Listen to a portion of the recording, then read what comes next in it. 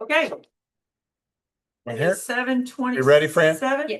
Okay. And we will resume. Open session. City Council will reconvene into open session and may take action regarding the matters of which are subjects of the above agenda item 5, closed executive session. Regarding the city manager's annual evaluation, there's no action taken. Regarding the 3 items,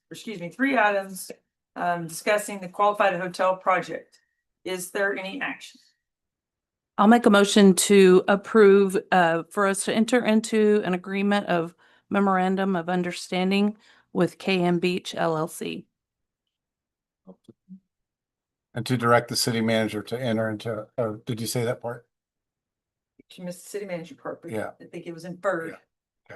And we'll direct city manager Yeah, to enter into the agreement. to enter into the agreement.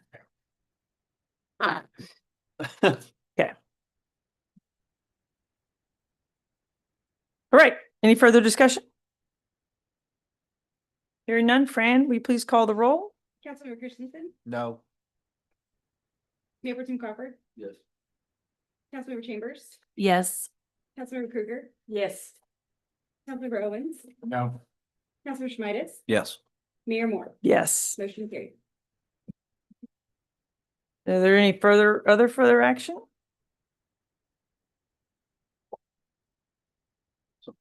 Over here. Is there another motion that someone would like to entertain PSA motion. with the professional services agreement? Oh. Okay, I'll make a motion to enter into an agreement with the professional services agreement Direct to the city manager. and direct our city manager into negotiations. Second. Any further discussion? Hearing none, Fran, please call the roll. Councilmember Schmidt, Yes. Councilmember Owens, No. Councilmember Krueger, Yes. Councilmember Chambers, Yes. Mayor Pro Tem Crawford, Yes. Councilmember Christensen, No. Mayor Moore, Yes. motion carried. All right. We'll move now to the consent agenda, item 7. And the only thing in the consent agenda this time is the city council meeting minutes from March. Is there a motion to approve, or does someone wish to pull them for any additions or corrections? Motion to approve the city council regular meeting minutes from March 25th, 2026. Second. All right. Any further discussion? Fran, please call the roll. I think she said Owens. I know. Sorry. Yes. Councilmember Schmidt, Yes. Councilmember Krueger, Yes. Councilmember Chambers, Yes. Councilmember Christensen, Yes. Mayor Pro Tem Crawford, Yes. Mayor Moore. Yes. Motion carried. All right, we'll move on to item 8. So item 8B is a resolution awarding a request for proposal for the City of Port Aransas Lifeguard Headquarters Facility, funds from Beach Fund Account 150, Capital Outlay Account 50320, and authorizing city manager to act as executive officer and authorized representative of the city in all matters pertaining to said bid award. Welcome, Colleen. Welcome, Miss Emily. Yep. You guys want to give a breakdown of you have it in front of I you? do, yes. Yep. So we bid the lifeguard headquarters project last week. We had 4 bidders, Barcom, Weaver and Jacobs, Bolton Construction and Gorley. Barcom was low. So my recommendation letter to the council was for Barcom. It could have been any one of those bottom 3, honestly.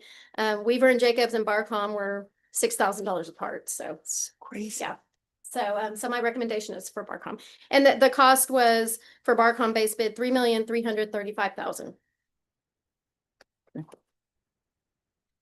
Darla, did you want to give a breakdown on the financial package? Yeah. And Emily, we know you have worked with them before, so that's not a surprise. I mean, Yes, we I'm have sorry. worked them before, you have worked them before, so this is all. They have done many projects Right. in Port Aransas.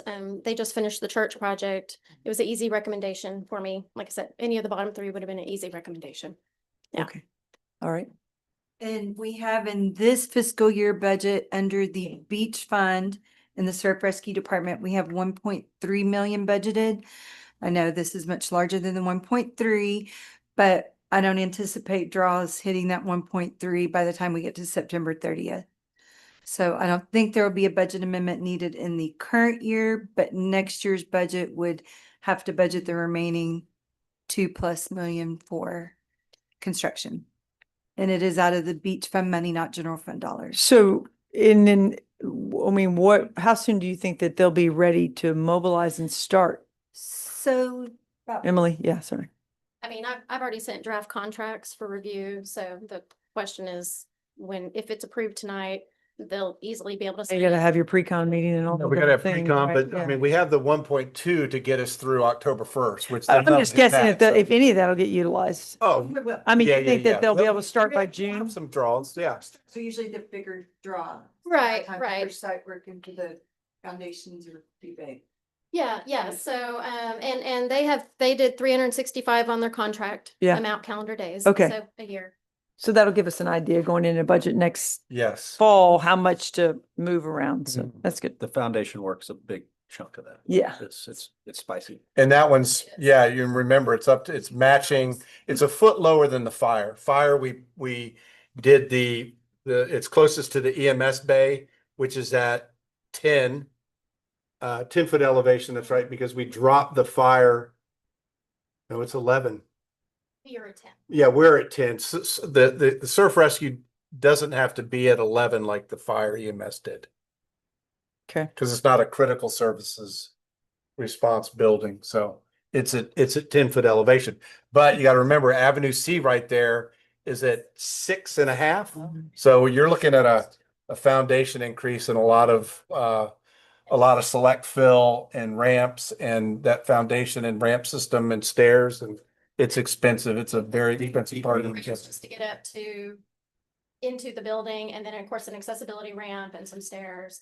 And as tight as the site is and you have adjacent construction, I Mhm. know that some of the contractors, I did not ask if Barcom was one of them. They were looking at renting adjacent property for staging. Yeah. There Or was lay no- down yard. There's no lay down yard Yeah. anywhere. The other contractor has the whole space that's tight and you're on 2 streets and an alleyway that can't be blocked. Mhm. So, and this project started in 2021. So. Maybe they'll wrap it up soon. Yeah. Yeah, so, no, my project, my Our design. project, yeah. Well, I'm talking about the other project. Yeah. That one too. Right. Okay. All right. Well, I think that's all we need unless y'all have any other questions. Okay, so we have a recommendation then. Thank you, Emily. Thank you very calling much, me. Emily. Thank you for you, waiting Emily. around. I'll make a motion to award RFP to Barcom for the Copa Lifeguard Headquarters Facility Funds from Beach Fund account number 150, capital outlay account number 50320. That's second. Okay, any further discussion? Hearing none. Fran, please call the roll. Councilmember Christensen, Yes. Councilmember Chambers, Yes. Councilmember Krueger, Yes.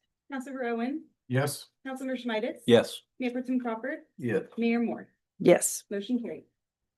Right, next is item C, ordinance, first reading, amending the Code of Ordinances, Chapter 12, Licenses and Business Regulations, Article 3, Food Establishments, by adding Section 1245, Mobile Food Vending, to establish regulations specific to mobile food vendors, including operational categories, site standards, parking, waste management, restroom availability, and noise limitations, and providing for severance, reading, penalty, and effective date. Welcome, Nicole. I'm excited. There's a lot of work you and P and Z and your team have done, so I commend you. There's a lot. So the next 3 agenda items are all kind of for this. It spans, not just chapter 12 where the bulk of everything is, but chapter 25, which really hits with zoning. And then we pulled in chapter 10 as well. So we approached this in a way that made it a little bit easier. I mean, the state made it easy for us. It wasn't a discussion of whether or not we wanted to have food trucks. We're kind of mandated to do that. So what we did as a committee was talk about all of the biggest problems that can be associated with food trucks and then tried to mitigate for those in the ways that we were allowed to regulate. So we started with kind of where they were going to be allowed. And we said, because they're restaurant-like, they should be allowed in the same kind of places that restaurants, that any kind of food establishment is allowed in town. So that was a pretty easy hurdle to get past. And then we really just started talking about, the problems that could come with them and how to best control those problems. So we took a took a thought and said, you know, there's different types of places that you can be in Port Aransas. So we broke it down into 4 different kind of operational categories.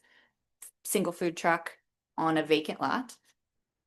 Second category would be a single food truck on a lot that already has commercial established businesses there. The third would be a multi-vendor site, so where you could have multiple food trucks in one kind of park. And then a city concessionaire that we pulled into the operational category, so that the city could have food trucks with their special events permits, which we already allowed, but in different, you know, just to allow that as a use that we approved. So that is the only time that food trucks or mobile food vendors, as they're called, can be in operation on any kind of public property. Other than through the city approved concessionaire agreements, everything has to happen on private property. So we looked at things like parking, like trash, like noise. And we think we put together some pretty good rules as a jumping point. So I don't know how you guys want to handle this. I know that you've had it for a while and everybody's had a chance to look through it. You tell me how you want to go through it. If we just want to jump into questions, if we want to kind of go through the different rules that we made. I had a couple of questions on parking.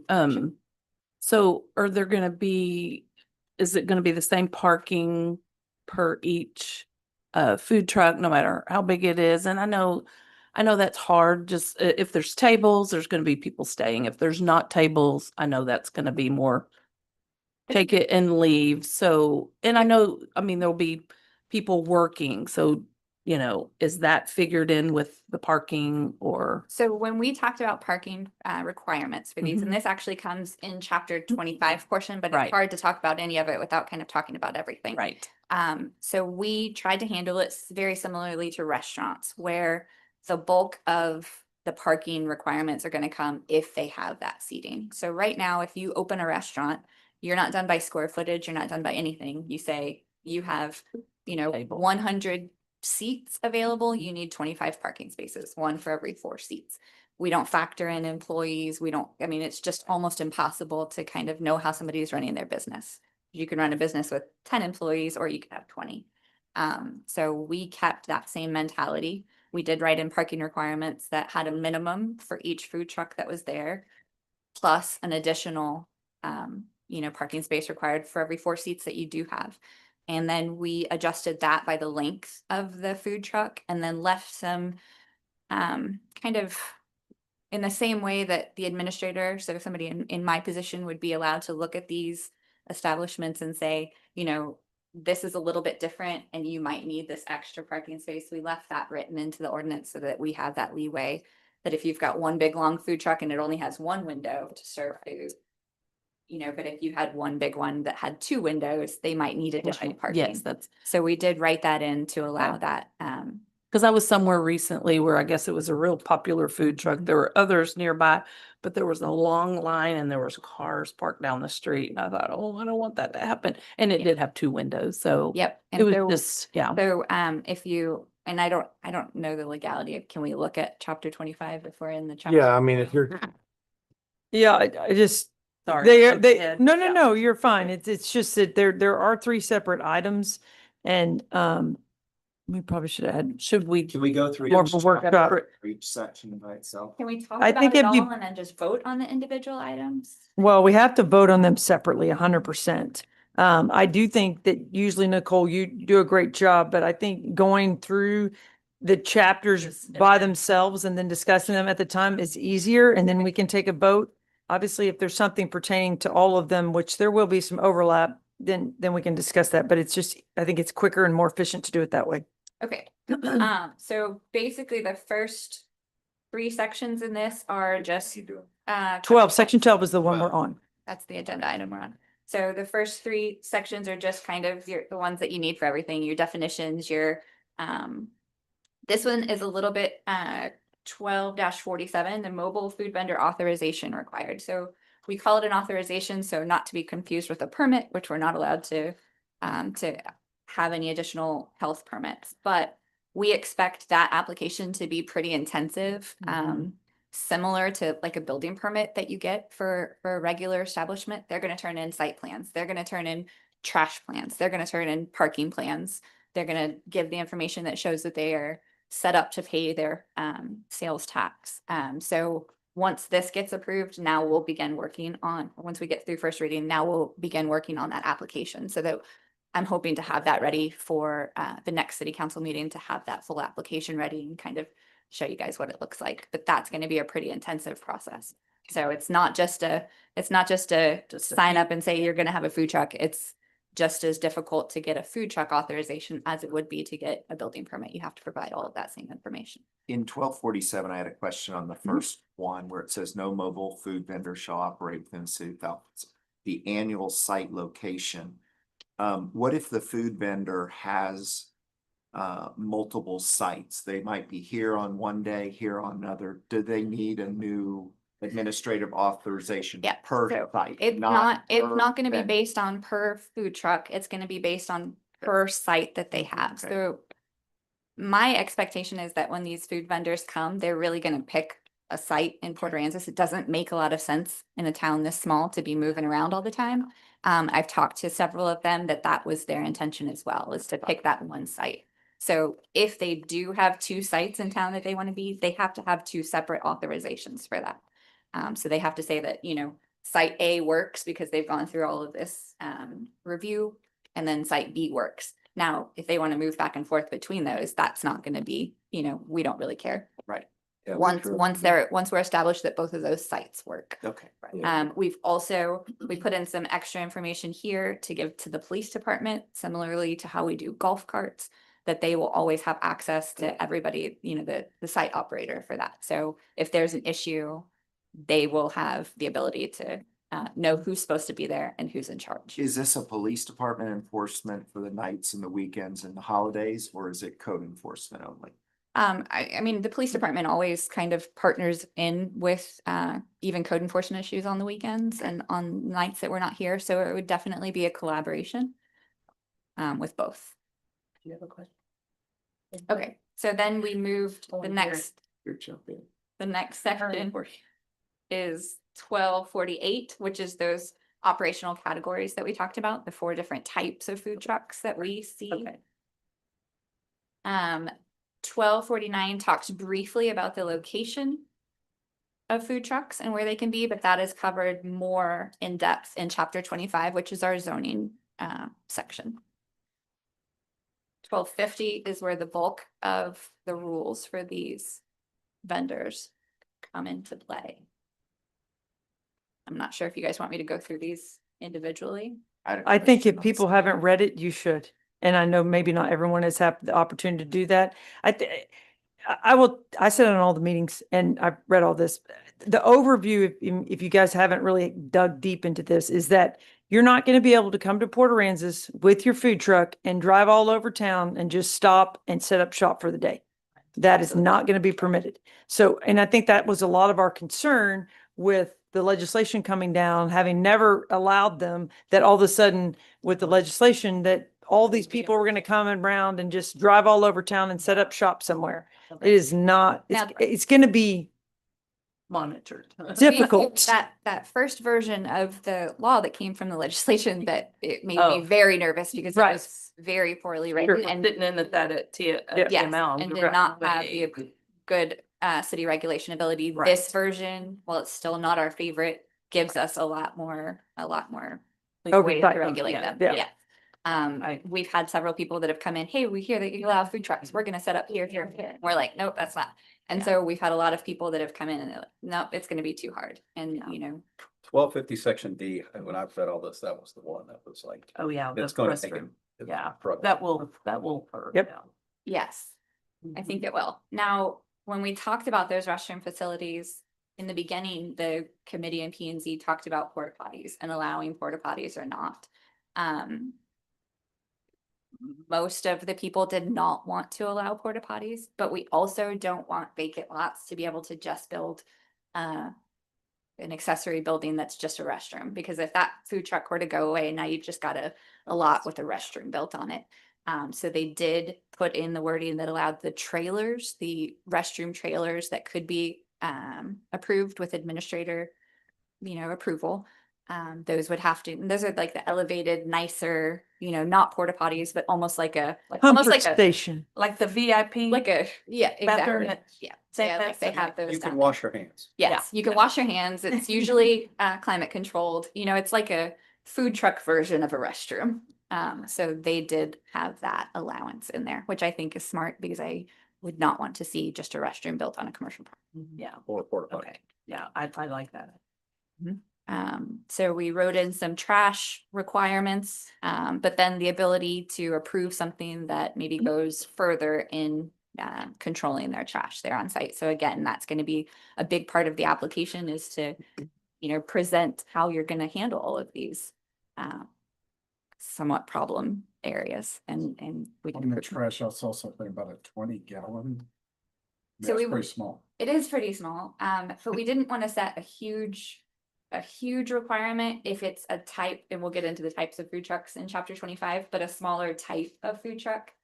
Because there's some type 1 food trucks that only sell like vending machine kind of things. And so we didn't want them to have a huge trash can requirement for somebody that's just selling a bag of chips and soda. We will look at their trash plan. That's the minimum. We can require more if we need to. Yeah, it's small. It's very small. I It's agree. household. I got 3 40-gallon ones in Yeah. a place I don't sell any food, and we empty them 3 times a day. I believe that. So a lot of it, General trash. yep, Mhm. it's, and my guess is because of the nature of these food trucks, you're also gonna get a lot of trash just from people walking by. So that's gonna be part of their trash management plan is, you know, how often, you know, those should be emptied. And it's something that we can enforce too with our code enforcement during the week. So where are they gonna empty these Uh, 20-gallon cans? they would have to have that agreement with whoever they're on site property with. So in a situation where there's a vacant lot, they would have to come up with a plan. So we would likely have to get them to have trash service, or dumpster service Yeah. there. If they're on a lot that already has a commercial establishment, there's likely already dumpsters there. They would have to make sure that they have that agreement for that trash to be used in their dumpster. So a lot of it happens with that private property partnership, whoever they're partnering with.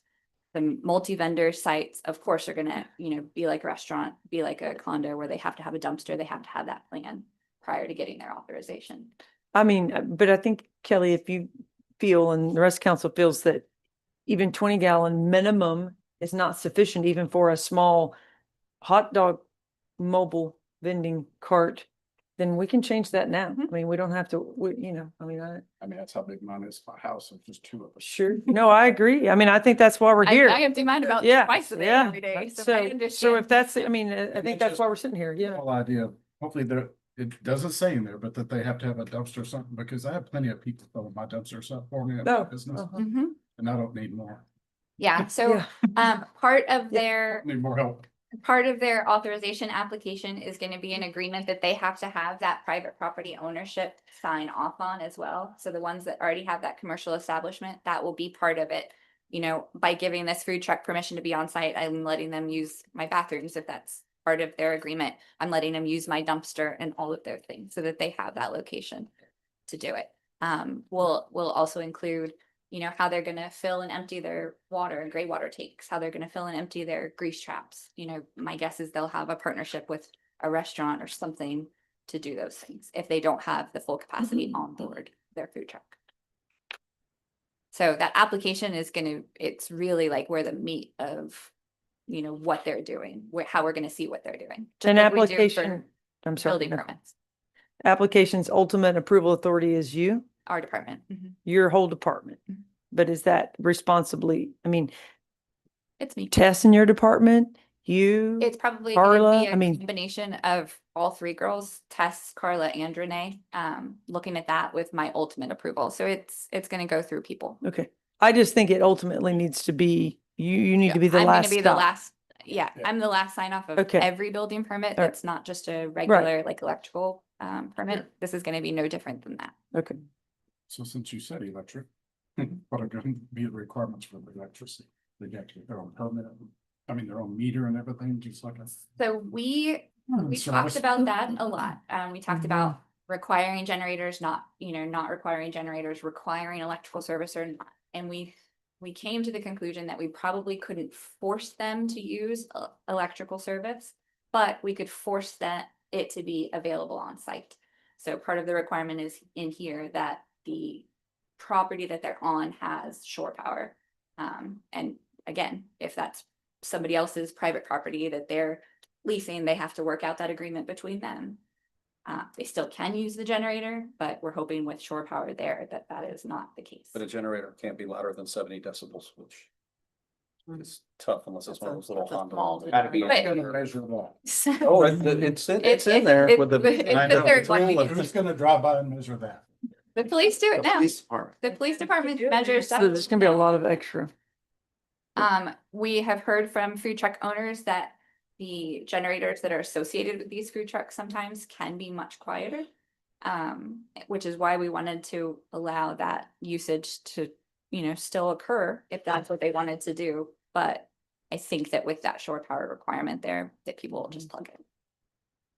Nobody wants to listen to generators. I was listening to some of the ones at Sandfest. Some are real quiet. Some are really I was like- quiet. I was shocked. I was like, and then some are real loud. So Some are very, yeah, very. some are real loud at Sandfest, but. For the Yeah, but- landowner, I mean, I think the way that this is written and these ordinances are written, it puts a lot of work and responsibility on the property owner. Not, I mean, obviously, so that person who agrees to have a food truck at their property is gonna have to improve their property. I mean, not to the expense of building a brick and mortar restaurant, of course, but I mean, it's not gonna be just, yeah, go ahead and Show up for the show weekend. up for the weekend. I mean, They have landscape requirement like all the other businesses or? They won't because because they're already going to be required to be on an improved surface, which likely probably already exists on that property. And if they have to increase, A property owner, they be required to meet the landscape requirements of all the other businesses? probably not if it's new, probably not if it's not new, because we can't really go back and require them to upgrade their landscaping. That they're changing their use of their property. I mean, if that's the direction that you guys want to go, Like if it's a food court, if it's a food truck that's court, much different. That's a They whole would have to brand new meet it. use. They have to meet all of the requirements. but like someone sitting in the parking lot at IGA, Right, no. So correct. Right? if I Is that give what you you're an saying? example of Sandcastle, Mhm. they wanna have a food truck under this current ordinance. Now, they can go in there and park, we designate, we gotta be able to prove up parking places. Yeah. Power sources, we have it there at the property by the event center, dumpsters, we got that within the requirements. And we also, bathrooms in the event center, so we would qualify, I believe, under these current. Correct. Now, when we get into the zoning chapter, the only change that they made was to not allow alcohol sales in different areas where a restaurant could have alcohol sales. Just what I was trying to say earlier is that the other properties that we manage that are in the city of Corpus, they've been utilizing food trucks. We've been using them there for over 3 years now. During the high season. We don't use them all the time. Right. It's just some of the times when it's really hectic. And Right. they come in and they designate certain areas. They really don't take a lot of space. They do their thing and Yeah. Some of your Properties like employees Sandcastle, brag about having that. They love having a food truck on Yeah. their part because they can't leave and go eat somewhere. So. properties like Sandcastle, I don't think are gonna be our issues. Right. It's if a very smaller property that already is kind of maxed out on what they're doing. They're just not gonna be able to.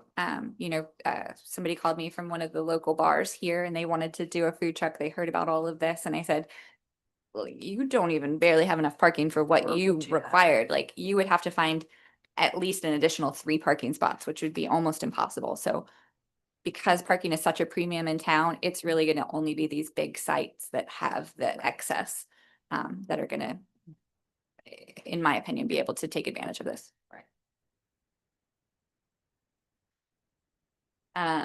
Water and wastewater requirements. So part of the application is that are gonna have to go to the water department ahead of time. So the water department is gonna make sure that they're kind of mandated to meet all of their requirements. They were okay with just this very simple portion that we put into ours in F.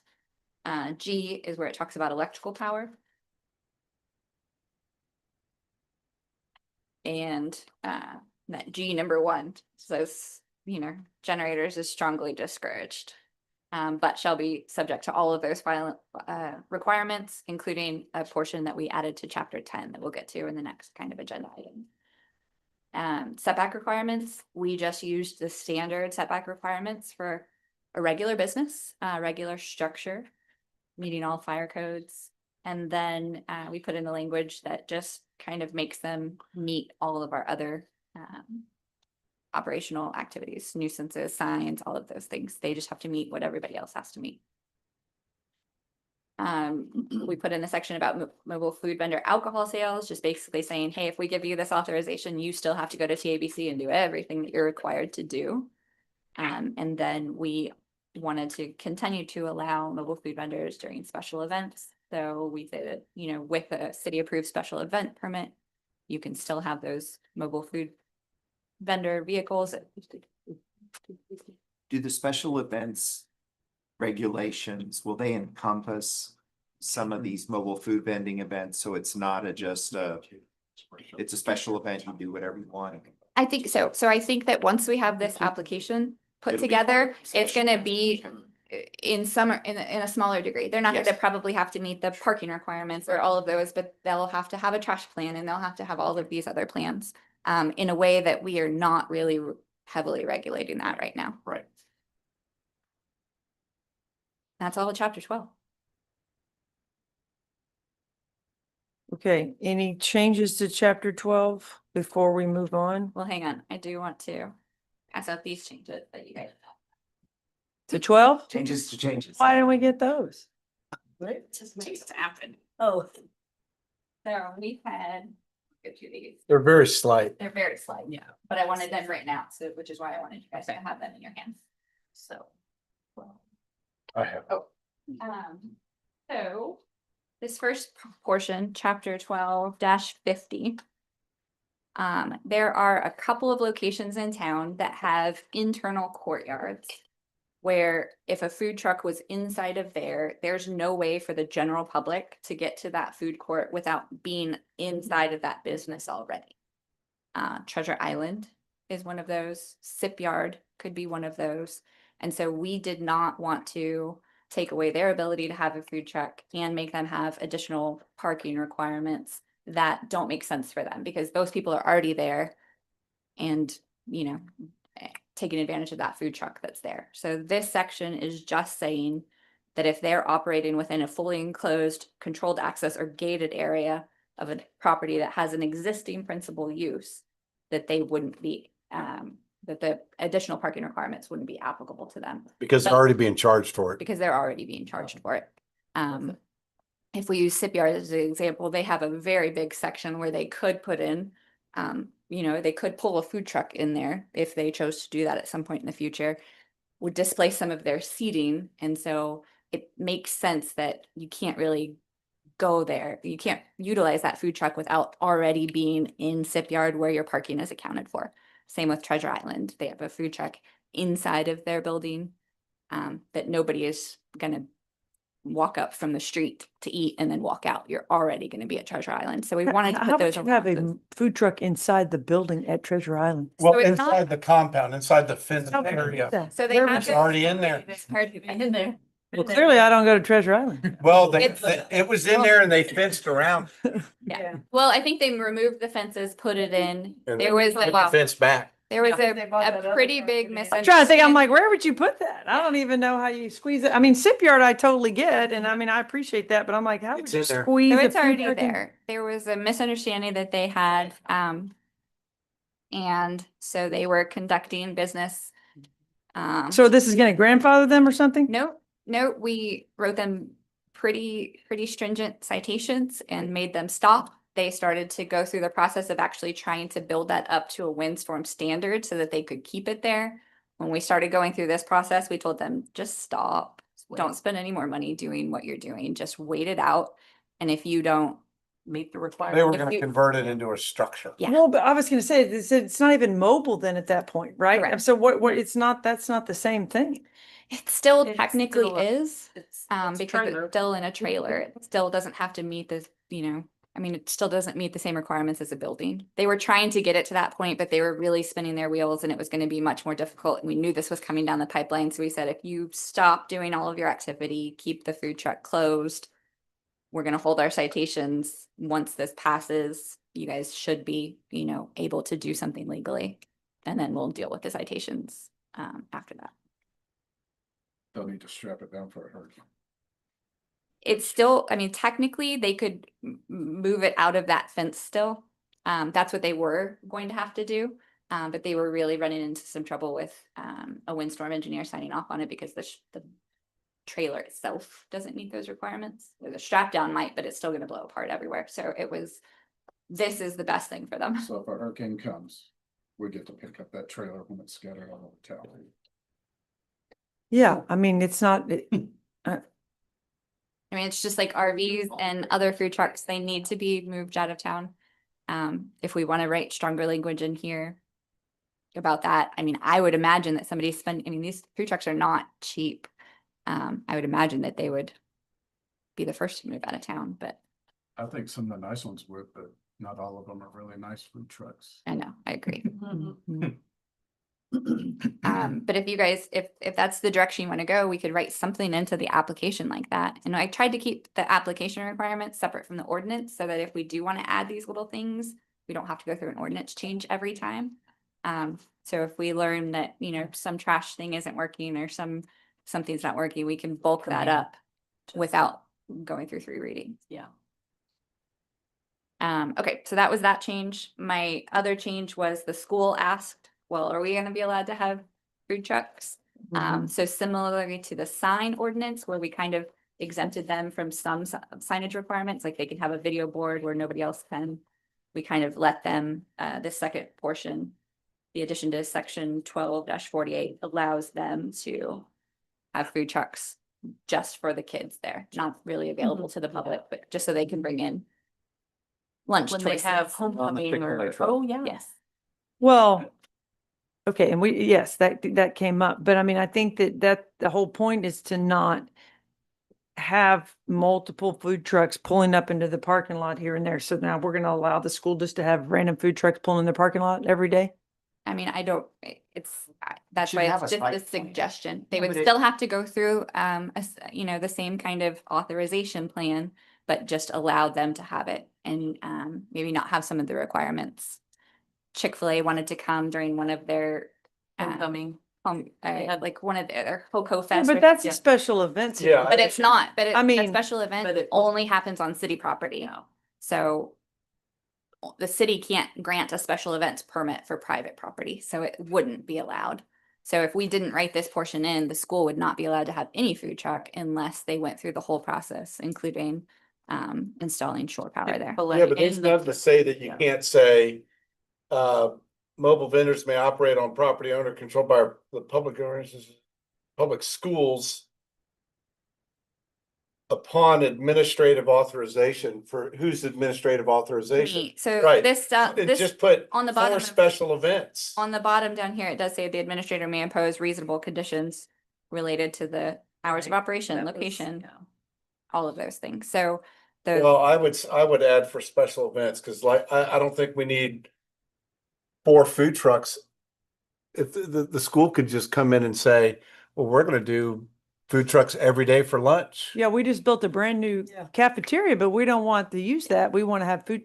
Daniel, sorry. I mean, Not come to me. no, I know, but And I mean, I'm just curious, is the this is- school, I mean, I would like to know, and obviously we have 3 readings to discuss, but I mean, one-off special event, I'm totally fine with that. They need to do it. That's great. Yeah. But I do not want to see the school, and I love the school, but I don't want to see their objective just to have multiple food trucks in their parking lot every day instead of the kids. And I understand they have a very short window and getting off to eat somewhere is very difficult. So I really frankly envisioned probably a food truck park being developed somewhere close to the school. Not that I'm doing that, but I mean, I can see someone wanting to do that, right?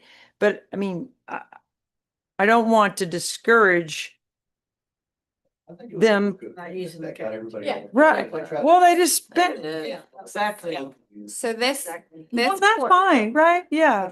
But I mean, This portion was not discussed at any of our meetings. This is. Right, something this is that's new. just Yeah, been- yeah. this, just been recently discussed. So we can tighten this up a lot to make it, a special event. Right. type. Yeah, it needs to I be a would special say event. For special events instead of just, So we want to not allow them just for No. lunchtime.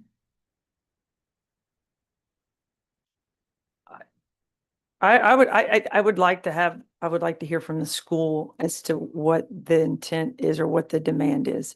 I'd be surprised that they all of a sudden want to allow No, it was, food trucks to be in their parking lot every day for the school I don't kids, think that but was ever the intention. it was from what Special they wanted to events. do last year. yeah, that's, I support Softball that. tournament. Sure. Senior day, Yeah, something. yeah, sure. those special Does the events. city though want to know who that mobile food vendor is? Correct. So So even though it might be for a track meet, it's still in our city. So you at least know, They they would- have some requirement. they'll Well, have they to would- go through yeah. an Okay. authorization. All the other ones, yeah. So they have. to Now get- theirs might look a little bit different, more like a special events authorization, like we're planning. But at least the But it's- city, It's not just bring in a truck. correct. Yeah. It's planning ahead of time. It's making sure that all of these So operational we deadlines will are met. comply with the city rules. It might not comply with every rule, like the Okay. requirement for permanent power or the requirement for But they can bring in. number of Because if parking it's a spaces or something. because special event, It's a that's just different gonna kind be of that. situation. But the trash requirements, the restroom requirements, all of the sign off requirements are still gonna be part Okay. of the process. And then the only other change, and I think we had intended to make this at a workshop meeting, but for the operational category of city public vendor concessionaires, what's written in there right now is mobile food vendors are prohibited from operating on city-owned property unless authorized by city council. David signs off on most special event permits. And so I think the intention there that we just didn't write into the final version was city council or city manager or their designee. So that special events process is still handled and we don't have to come to council every time somebody wants to have a food truck on city property Mhm. somewhere. Yeah. So just that little language in yellow. And now that is all of the changes for chapter 12.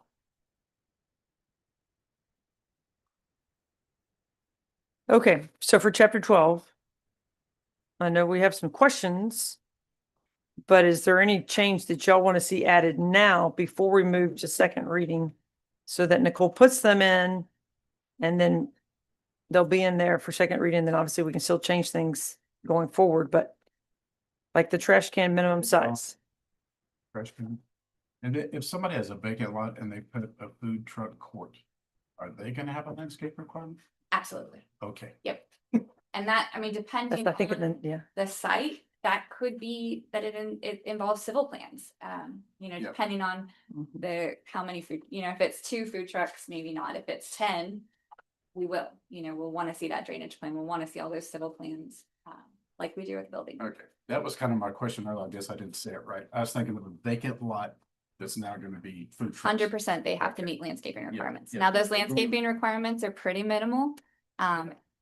Especially if they're not concreting a lot of stuff because that pervious surface counts as your pointage. So it could be that it doesn't look like there's a lot of landscaping, but they do meet that landscaping requirement. Okay. On the multiple vendor sites, it says the site may be, or the vendors through administrative authorization based on site size. But do you ever reference what the site size is for how many food trucks can be on a site? We don't. Okay. And we talked about, Mhm. a square footage requirement for Mhm. each of those. Okay. Ultimately, it was, we didn't want to just pick a random number. And so we were looking at those plans when they come in, Okay. building Because, official, yeah, fire parking's gonna marshal, mandate. parking, Got it. so much is Okay. gonna mandate Okay. that. Got to get in, out, park. So if we were to put a number on that, it would just be putting a number. Okay. You didn't want to put that. Correct. Okay, so Kelly suggested increasing the trash can size. Is everyone okay with that? Yeah. 40 gallon minimum? Well, and besides, those bigger trash cans are gonna be heavier. They won't be blowing They probably when they're have empty. them. Yeah, but I mean, that might have, but I think that's a good idea. Okay, so what was the, What's your what do we- suggestion? Gallon, okay, can that be accomplished in 2 20 gallons? Or do you want one? Okay, okay, so when it's, Yeah. I mean, our wind blows 20 miles. an Yeah. hour. sure, Yeah, I don't want to see 6 trash cans to get to one number. I get it. Yeah. So 40 gallon, is that, No, That's 8, 5 gallon. that's a I pretty. have Wind one blows, outside. rolling I down have the to street. strap it down because it blows all the time. I don't know, trash can size? 40 gallons pretty standard, I think they're 40, 45, something like that, yeah. okay, Yeah. I think our, For ours are restaurant. like 30 and 40 gallon in our restaurants. okay. I'll look at that and just make sure that 40 is, Yeah, I believe you know, it is, if, yeah. if the standard's like 38 or 45, I wanna pick. I think my outdoor ones are 40. Okay, In 1250, each mobile food vendor shall provide parking in accordance with requirements. Shouldn't that be the site? People Tell me be again. responsible, 12-50B. The food vendor has to have emergency access, fire lanes, traffic circulation. Shouldn't that be the property owner or the site person?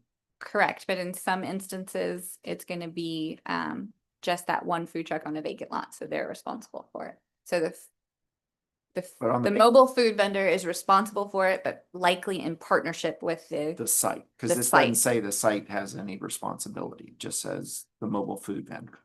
right, so we're not going to approve him as a mobile food vendor unless he meets those requirements, and that's gonna require his The site. partnership with the site to Okay. meet the All right. requirement.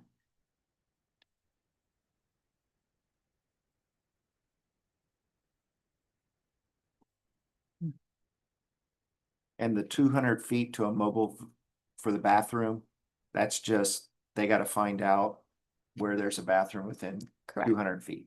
and have a partnership with that. And if Do our that public business restrooms- closes, Do our public restrooms count as within 200 feet what public restrooms? at the community center?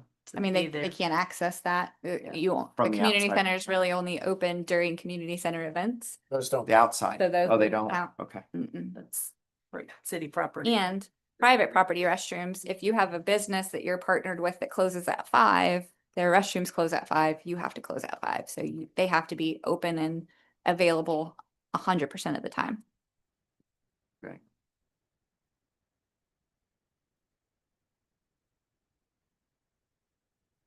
Station Street Pier open all the time?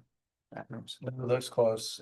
City And I'm not- property. I'm just, City checking. property. I'm not there. I'm thinking of all the things that Yeah. if they park in the spaces up against If the there's condos, Somewhere. they're 200, yeah. Okay, Challenging. all right. We're trying to make it as tight. as possible. There'll be a lot. We'll find out. We need to do Yeah. this, that. as we Right. go along. Which is Yes. why we didn't want to write that application into the ordinance, so that when we do have these little adjustments. Yeah. We can adjust it. We tried to write a lot of language in there that says, this is the rule, but the administrator can ask for more if they need more. Similarly to how our building official does when he needs more information. So we did the trash can size, or did you want to put the school? I don't think that we have enough information to change anything on the school yet. But I I'll think talk we- to them. yeah. Okay. And make sure that Yeah. what we're gonna write covers what Yeah. they legitimately want to do. Correct. Because I don't think their intention is to have a food truck every day for lunch. Okay. I mean, and if it is, then we need to know more about that so we can make, help Well, then it craft could the be- rule. Then they could get a permanent, Right. authorization and have that there all. the time. Okay, so I think the only change right now is to the 40-gallon trash can size or an increased trash can size. I mean, we can say minimum 40, but then if you find differently, we'll have to amend that again next time. Sure. Okay. All right, that's item C. So do we have a motion to move on the amendments to chapter 12? I'll make a motion to approve the first reading of the ordinance amending the Code of Ordinances, Chapter 12, Licenses and Business Regulations, Article 3, Food Establishments, and providing for severance reading, penalty, and effective date with changes added.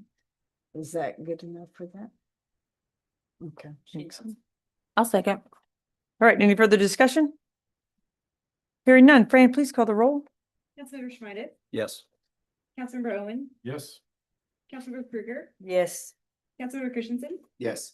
Councilmember Chambers. Yes. Chairperson Crawford, Yes. Mayor Moore. Yes. Motion carried. All right. Item D, ordinance first reading, amending the Code of Ordinances, Chapter 25, zoning, Article 1 and General Section 25-1 definitions, amending Article 3 districts and amending Article 4 supplemental district development and use regulations to provide for the mobile food vendor uses, including zoning districts, allowances and parking requirements, and provided for severance, reading, penalty, and effective date. So chapter 25 is our zoning chapter and it is very long. We did not want to include the entirety of the zoning chapter in here, so I just pulled sections of it out. So we'll go over this first section, which is the definitions. On page 3, you'll see where we put the first mobile food vendor. And that comes straight from Texas state law. But I will point out that the A, B, and C are the different types of food vendors. Again, not determined by us. This is determined by the Department of Dishes, State Health Services, I think. They determine what type of food truck you are. Now, we did write in our zoning requirements based on what type of food truck they are, but the information that they have on their health permit will let us know what type of food truck they are and then what regulations they still for. So type 1 is what I refer to as a vending machine food truck. So that's somebody that sells a bag of chips, a soda, nothing that anybody has to handle. It's all prepackaged, easy to go food. Type 2 has some limited handling and preparation, and then type 3 are kind of your full-blown restaurant food trucks. At the bottom of page 4, it talks about what prepackaged food is. It also talks about the next one is push cart, which is more like our hot dog lady in town. So that's, in my opinion, a different type of animal than a regular food truck that, cooks and serves food. Readily movable is another portion that's written into the state law that we wanted to include here as well.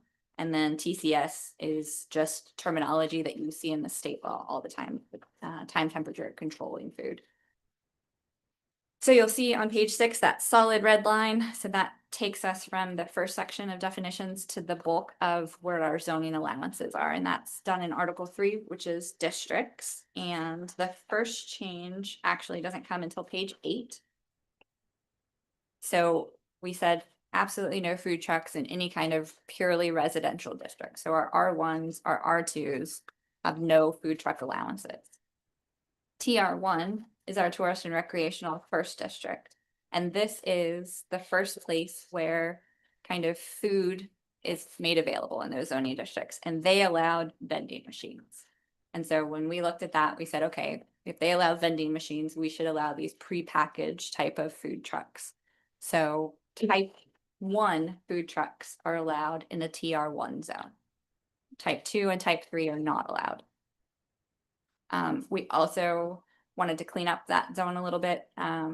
Number 4 is completely stricken out.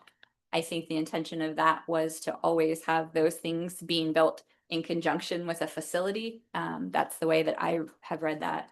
We talked to David about it. And so those things can be built, but not just on their own. You can't just have a vacant lot that has a swimming pool or a pickleball court. That has to be part of a bigger thing. So we just wanted to clean that up while we were in it.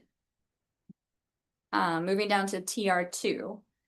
TR2 did allow cafes and restaurants that were part of kind of a hotel or condominium type establishment to be there without alcohol sales. So we wanted to allow all the different types of food trucks that could be considered cafes or restaurants in there, and to also not allow the alcohol sales there. So basically TR2 is where you can start having food trucks, no alcohol sales. TR3, because it just automatically adopts the previous zoning district, and C1 kind of automatically adopts that zoning district. C2 on the bottom of top of page 11 is where that allowance is just fully allowed in a C2 zone. So no alcohol sales anywhere until you get to a C2. We thought that was important because there's a lot of TR3 properties along 11th Street that we don't want quick, easy access to alcohol and going to the beach. So that, if we skip over to where all the red is in here, page 26. This is where I think the biggest factor that's going to limit food trucks can be found. And this is parking requirements. We all know that parking is a premium in Port Aransas, so these parking requirements are based upon the mobile food vending vehicle itself. So we decided that vehicles up to 18 feet long, which is pretty standard, your smaller end of your food trucks, would be required to have 3 parking spaces plus 1 additional parking space for every 4 seats that you have. And that's standard language from our restaurant. We put in the language here that says administrator may require additional parking spaces based on the operational characteristics of the mobile food vendor, including but not limited to number of service windows, walk-up ordering areas, drive-up service, on-site customer congregation areas, and site layout. So that's where our department, as the administrator, kind of has the ability to look at each specific situation, the same way we do with bars and restaurants. When they have just big open areas, we can charge them for parking requirements there. So we wrote that same language into every section of this. Mobile food vending vehicles over 18 feet would require 4 parking spaces plus those additional requirements, 1 for every 4 seats, and others as we see fit. We got into mobile food vendor multi-sites. And this is where if you're going to have multiple food trucks on one site, we thought that the business model of that would probably be families coming and eating at multiple food trucks. 2 of them eat here, 2 of them eat there. So a shared parking agreement kind of made sense there. So that's why it went down a little bit per mobile food vending unit, because we think people are going to use multiple of them. So shared parking is kind of the idea there, where the requirement is just 2 parking spots for every multi-food vendor, plus the 1 for every 4 seats, and the additional parking requirements that our department might find necessary. We wanted to call out push carts separately too. Right now with our snow cone stand and our hot dog stand, they don't have an additional parking requirement. That was never written into the ordinance how it was written before. We think that that's a mistake. So we definitely want to at least have 1 parking spot available for them. So if you have a cart like the hot dog lady, you have to have at least 1 parking spot there available for people to pull in addition to all the other requirements that you have to meet. And that was it.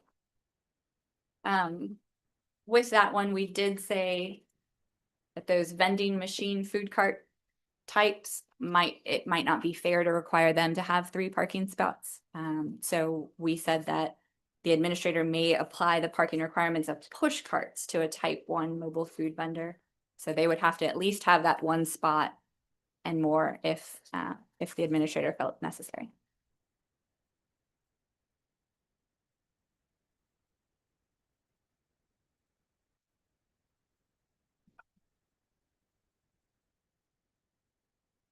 Any comments? Yes. Let's do it. Let's Go for it. go for it. Ready. So on the parking space, I think that those numbers are fine, but just like the multi-food vendors or whatever, just use that example. They're required 2. I think it should be 2 plus 1 handicap. I think every one of them should have to have a handicap parking space. So if somebody had handicap. 10 parking, if somebody had 10 mobile food vending trucks, say that worked out on one lot, you want them to have, Well, maybe I picked the wrong. Let's go to the 18-foot. okay, The 18-foot, they're required to have 3. Mhm. So 3 plus 1 handicap parking space. They'll have to meet ADA requirements, right? so everybody has to meet ADA requirements. Okay. And so if, let's use, and I picked on him throughout the whole thing, so let's use Bruce Clark, the Islander. If they wanted to have a food truck there, they have to prove to us first with their parking plan that they meet their requirements for the Islander itself. Right. So they Then with their food truck, they would have to have an additional 3 parking spots. If that pushes them over the amount to have an additional handicap spot, then we would make them have that additional. I think that it's. Which they shouldn't, because if they meet ADA, they have a handicap spot for every 25 parking spaces. So, But say their requirement was, like, say that building had to have 25 spots. They had 24 spots and their one required handicap spot. And now we're adding this additional use, an additional 3 parking spots. yeah, but they don't have the space to add 3 parking spots. Most people will not. Right, so it's like in the instance of that, let's say the Islander has 20 leftover spaces, Sure. but they already meet ADA. Right. And the 18-footer comes in and takes up a couple of those.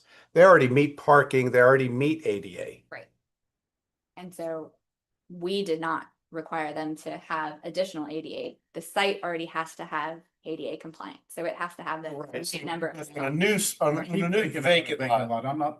Yeah, thinking yeah. about- Okay, so Vacant the lot lot. has to meet ADA requirements. So Yes. if you have 10 parkings, if you've got Need 10 one. mobile food vendors on there, and we are requiring to have 2 per, that's 20. Right. And let's say they have an additional 20 tables. That's an additional 20 parking spots. So that's 40 parking spots. They're gonna be required by ADA standards to have 2 handicap spots. 1 per 25. And those are set, and they would have to supply that at the beginning, just like a building does with their TDLR number, with their RAS, inspections. And a sidewalk. Yeah. Well, it would have to Everything. be, It has to meet us. you'd have to have an accessible route To every from food the truck. ADA space to each of the vendors. Yeah, so it's not, And a ramp to your trailer van. that also has. No, to it's gotta be a ramp up to the window, because just like you go to the No, he's- doctor's office, there's that little thing for the ADA, so they gotta Well, have. he's talking about bathrooms. I'm So talking the about the, Yeah, the yeah. mobile food. Yeah, truck. it's not gonna Right. be easy to build a It's not gonna be food court. easy to build a food court. It's gonna be. So a it's gonna be more on private With the mobile properties. food vendors, if I have one on my multiple site, but I only have one food truck, I need 4 parking spaces, Depending on how big your food truck is. over yes. 18. Yes, If I Plus- have, Uh-huh. okay. If I have 2 food trucks on a multiple site, I just need 4 parking spaces. plus 1 for every. I don't have seats.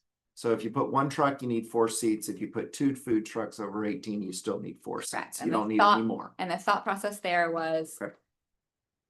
Multiple people coming together. Okay. And hitting multiple, so Okay. more like a shopping center kind of setup.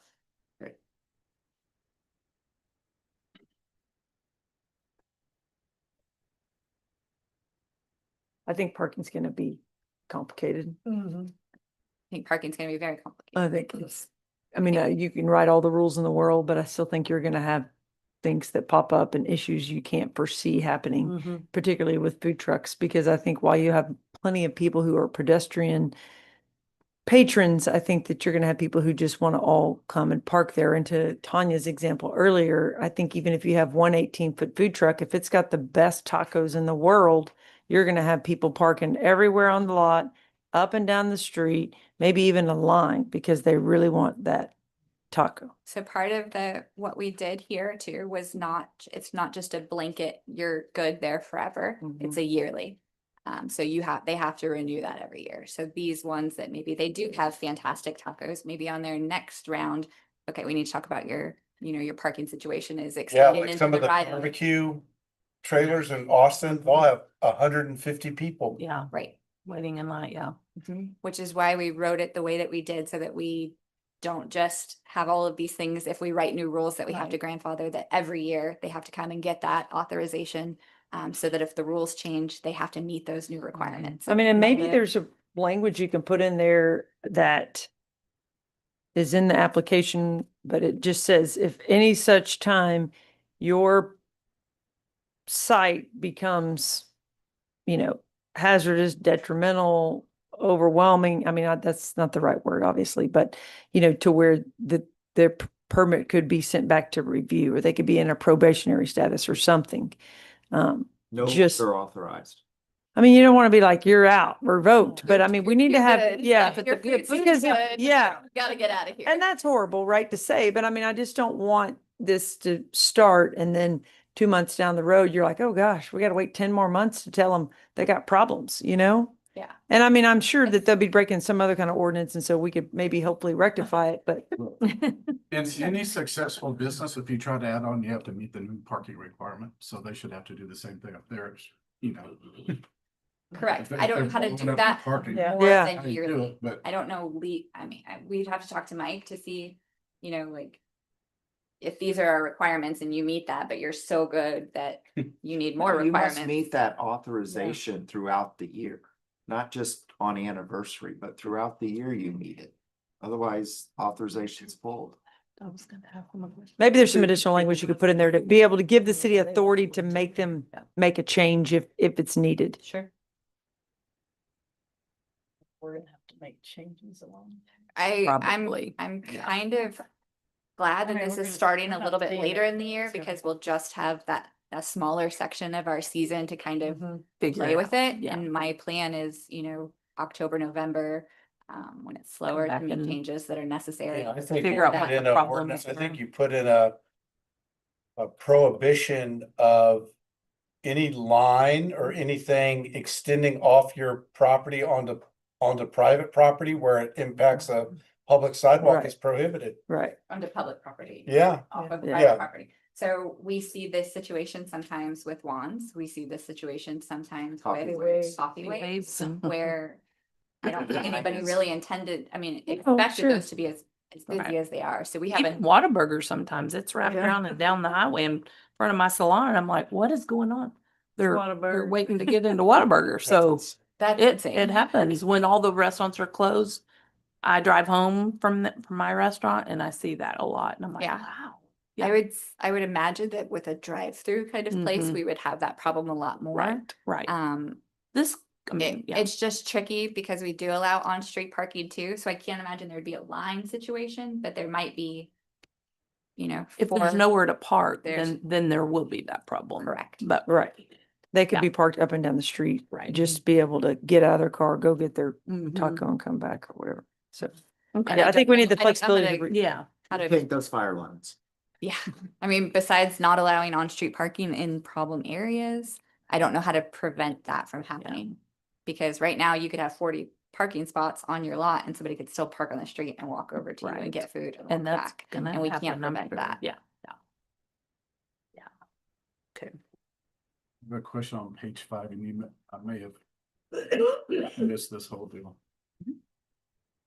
The readily movable, So that is defined in the state law as well.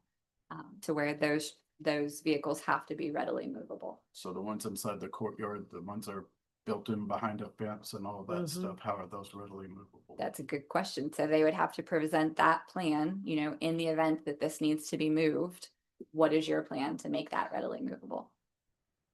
So not written into the ordinance, but. Remove the having- screws, take the fence down, Truck. inflate the tires, Buy pull the it truck, out, go find a cover truck. the shrubs. Readily All movable of the means way. at any moment has to be able to move. That's what readily movable means. Is that the definition? Yes. Cool. Readily. The definition says. Yeah. Easy to move easy to without move delay. Without delay or difficulty. And there is no Rehabilitation, difference attachment, between pulling a condition. trailer or a Fence and everything. mobile vehicle. Okay.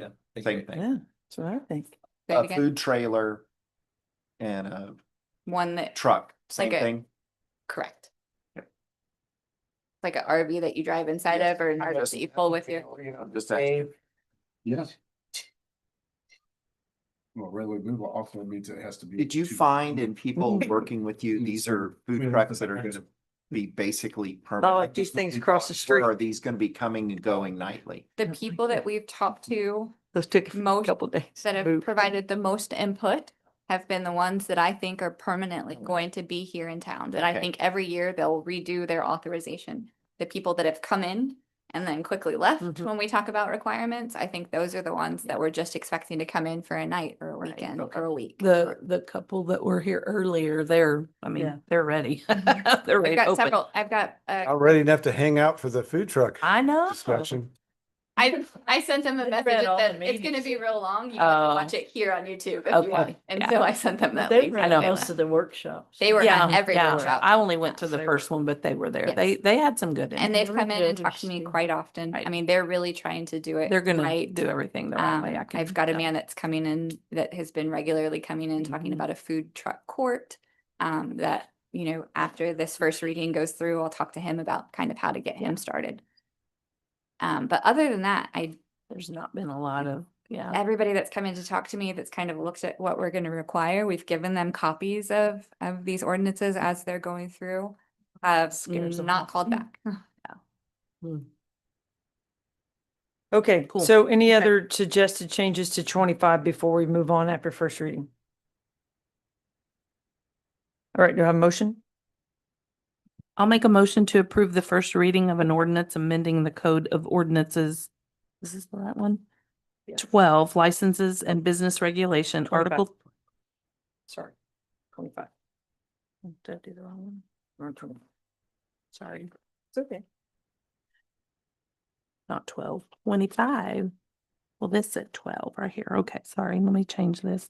You Let me did say back up. 12. It did say 12 right here. So anyway, I'll make a motion to approve the first reading of an ordinance amending the Code of Ordinance, Chapter 25, License and Business Regulation, Article 3, Food Establishments, and providing for severance, reading, penalty, and effective date. I'll second. All right, any further discussion? Hearing none, Fran, please call the roll. Councilmember Owens, Yes. Councilmember Schneider, Yes. Councilmember Christensen, Yes. Councilmember Chambers, Yes. Councilmember Krueger, Yes. Mayor Pro Tem Crawford, Yes. Mayor Moore. Yes. Motion carried. All right, item E, ordinance, first reading, amending the Code of Ordinances, Chapter 10, Health and Sanitation, Article 4, Noise, and providing for severance, reading, penalty, and effective date. This is the very smallest portion of this, but to allow generator noise to be, regulated in a way that we actually can regulate. We used 70 decibels because we use that in other portions of our ordinance and have applied that here to generators. But the thought is shore power required. They can use generators if they want to. The generators have to be quieter than that 70 decibels.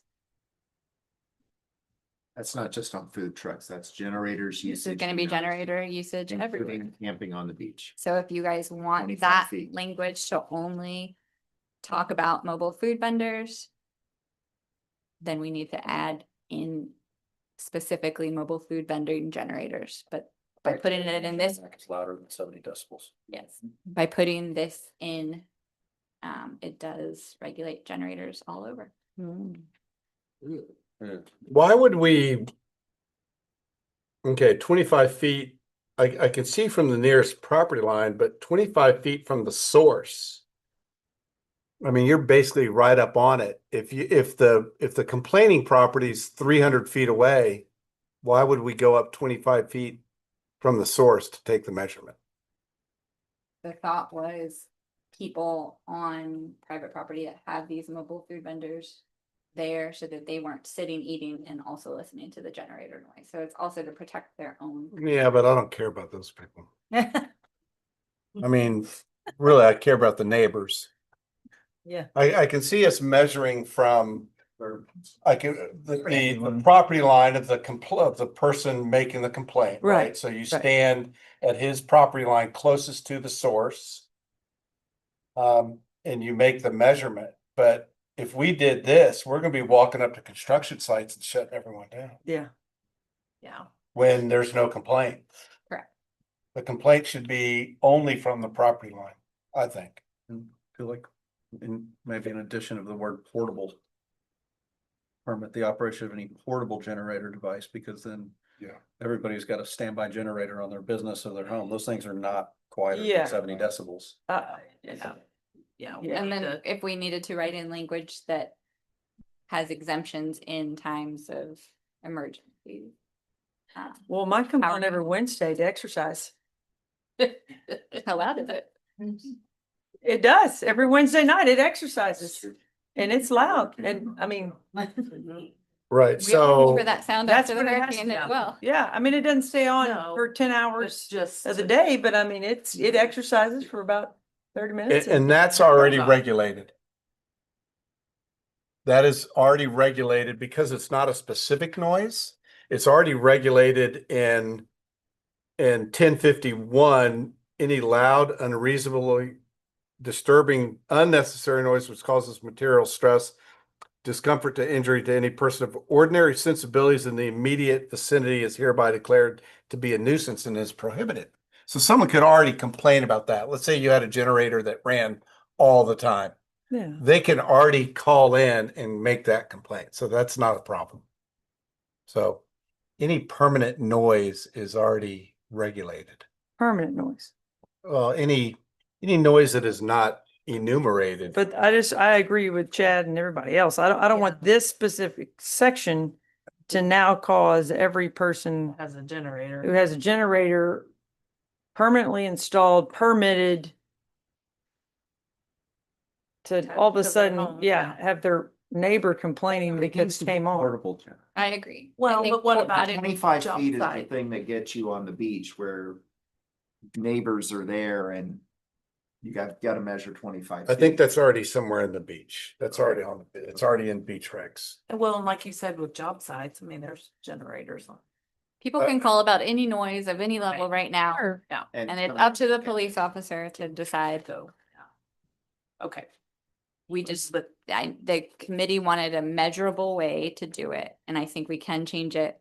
I think we need something there. Yeah. I think portable or adding, I think you go to Specifically portable for- generators and remove the 25-foot distance. Yeah. Measured at the property line. Property line.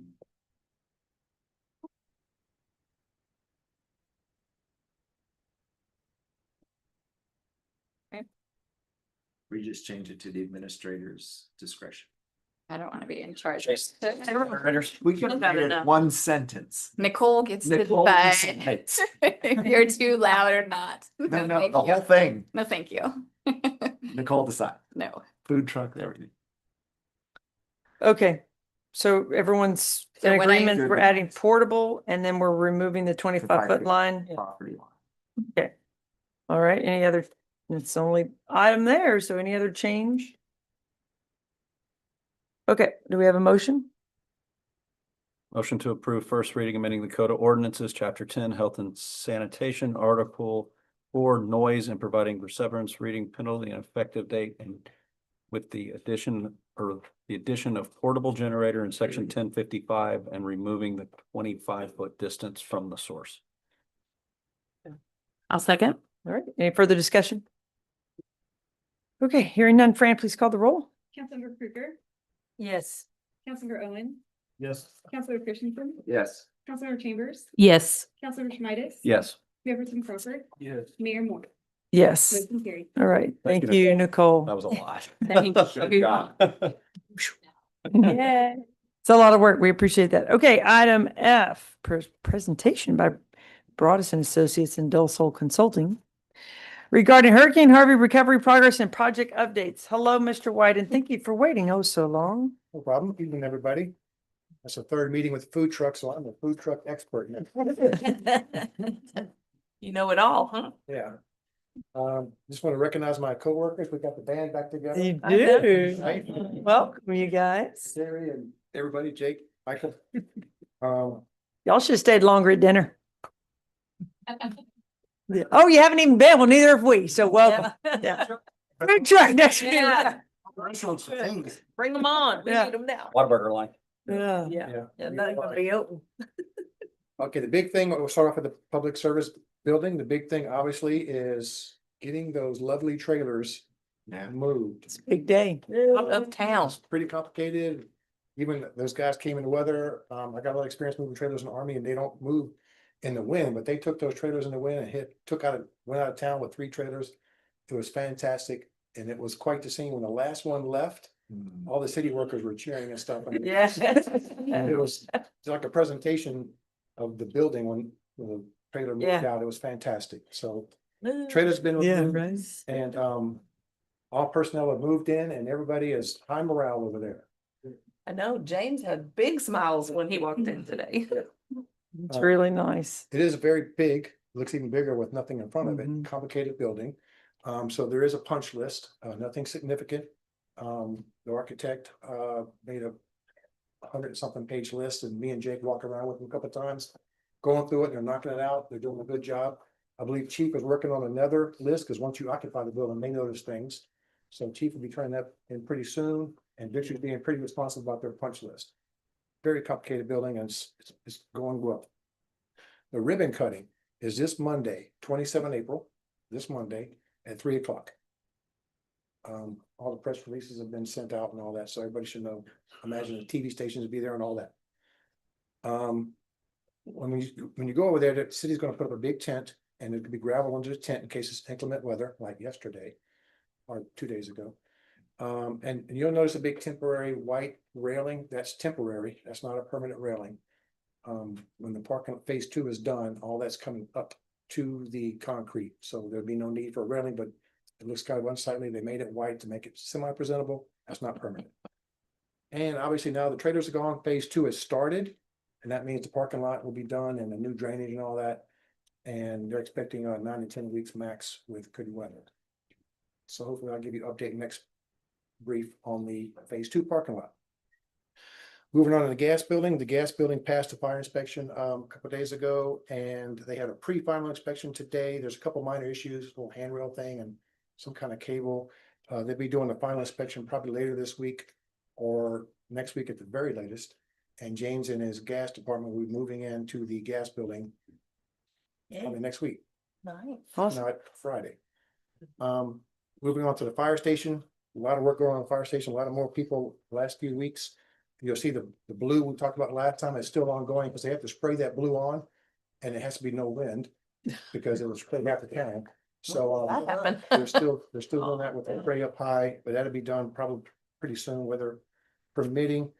And it's passed windstorm inspections for the sealed windows. Most of the windows are sealed, but by law, the bunk room windows have to open. Mhm. There's like, I forgot, I counted, I forgot, it's 10 or 12. And those haven't passed, 9, including the 4 for you. Probably more than 9 or 10 or something. If you did the 4 us. Yeah, they're bunk rooms too, so it's 13 windows that have to open. And those are being ordered and those have not passed wind inspection, but everything's going fine with the windows. Main thing going on at the fire station is the MEP, mechanical, electrical and plumbing, all on the second floor. It's a huge building. And they've been doing that for weeks and they'll be doing it a couple more weeks. And you noticed, they were prepping the roof last time. They got the wood down, they got the membranes down, but it's gonna be wild till they put the standing seam white roof on top. Because the top half of the building is stucco and they have to get the stucco under there. So it's gonna be a few weeks where they actually put the standing seam roof on, but it can take it because it's got the weatherproof membrane. It's gonna be like that for at least a few weeks. If not several weeks, before they get that roof on. But we're gonna get it on before hurricane season, maybe. Oh, yeah. Awesome. Well, June 1st, technically is hurricane season. Technically. They're little babies. Usually. In Louisiana, we don't, that we call that Tuesday. It's usually August where you get the big ones. Just babies. Get it. I can feel Michael. I looking know, he's, at it. yeah, he's not, yeah, he can't even look. All right, now lock my place. Okay, so the last thing for the fire station is the overhead doors, the big bay doors. They're gonna start putting them maybe later this week, but definitely next week. And there's a lot of those big doors. That's gonna make a really different look to the building when it gets those big doors in. Moving on to the gas system, I mentioned before, there's 15 phases, 15 areas of town. 10 of them are now city accepted, city owned. So 10 of the 15, there's only 5 left. And those will be done surely before next meeting. And then it's off to the paperwork, close out paperwork. Moving to Public Works building, they've been passing all their inspections, various inspections, no issues with the Public Works building. As you can see, there's a lot of blue stuff there too. That's the waterproofing. There's the brick and then the waterproofing and then thermal layer. Then they got the face brick. And you'll see the face brick is kind of a white semi-decorative brick. That's the look of the building. That's starting to go up also. If you drive by there. The planters, like I said before, there's planters on entirely 3 sides of the buildings. And they got all that poured. It's a special type of forms they did to make the planters look kind of neat. Took a lot of trucks and the way it was designed, there's one corner that had that weight. It's just the way it's designed. It's only 2¼ cubic feet. That's like a quarter of a truck. And they'll be doing that in the next couple of days. Then the planters will be 100% done. The main work lately on the Public Works building has been the window framing and the admin area plumbing. It's not that big of a building, but there's 3 bathrooms and kitchen and all that. So that's been going on the last few weeks. That's the main effort And like I said, the inspections, later this week, they have a wall and above ceiling MEP inspection later this week. And they'll be ready for it. It should be fine. And that concludes my brief. Any questions? Okay. No, just so excited about finally being moved into the PSB. It looks so different, such an upgrade. Yeah, Fantastic. it looks awesome. All right, thank Okay, thank you, sir. All right, item G, resolution awarding request for qualifications RFQ 2026-01 for disaster recovery consulting services. Contract for 1 year term with 2 additional 1-year renewal terms for service, authorizing city manager to sign said document and setting terms, conditions, fees, and effective date. Come on up, sir. Yeah, so, yeah, where's Darla? Oh. So the city put out the disaster recovery because there were no more extensions on the original contract. I think the first one had several two years of The first one extensions. had the 5 and then Yeah. the last one had 3. Yeah, so it officially ends, so we had to go back out to RFQ. We had a really good response. I think we had eight different disaster recovery firms: H2O Partners, Impact, Tetra Tech, Del Sol Consulting, Integrated Solutions, True North, ICF Inc., and Widow Bryan's. The ranking sheet is in there. Did Darla come back? She just brought Oh, it back. wow. I Passing out the looked at the homework. packet and the resolution that I had attached to this section, which was. Yes. Yeah. Oh, really? Thank you. All right. Yes, it's Yep. not for the disaster recovery, it's for the other one that I did. Oh. That's- okay. Aha. Which was, yeah, wherever one it was. So I ran to make copies really quick. Okay. Sorry. Caught it. So anyway, the ranking sheets are in there. Myself, Darla, and Nicole were the reviewing committee. There were some really good applicants. I mean, I was surprised at how many applied, number one, and then there were some really good ones, which is, I think, just in the last 10 years or so, there's been a big increase in firms that are getting into this line of work. So you're seeing a big expansion of that line of service. But definitely with, even though there were some good ones, and they were, some of the good ones were Texas firms, the reviewing committees really stood firm on Del Sol. We're almost at the finish line. Their resume is great, and they've done such a good job with us, a great job for us with our recovery.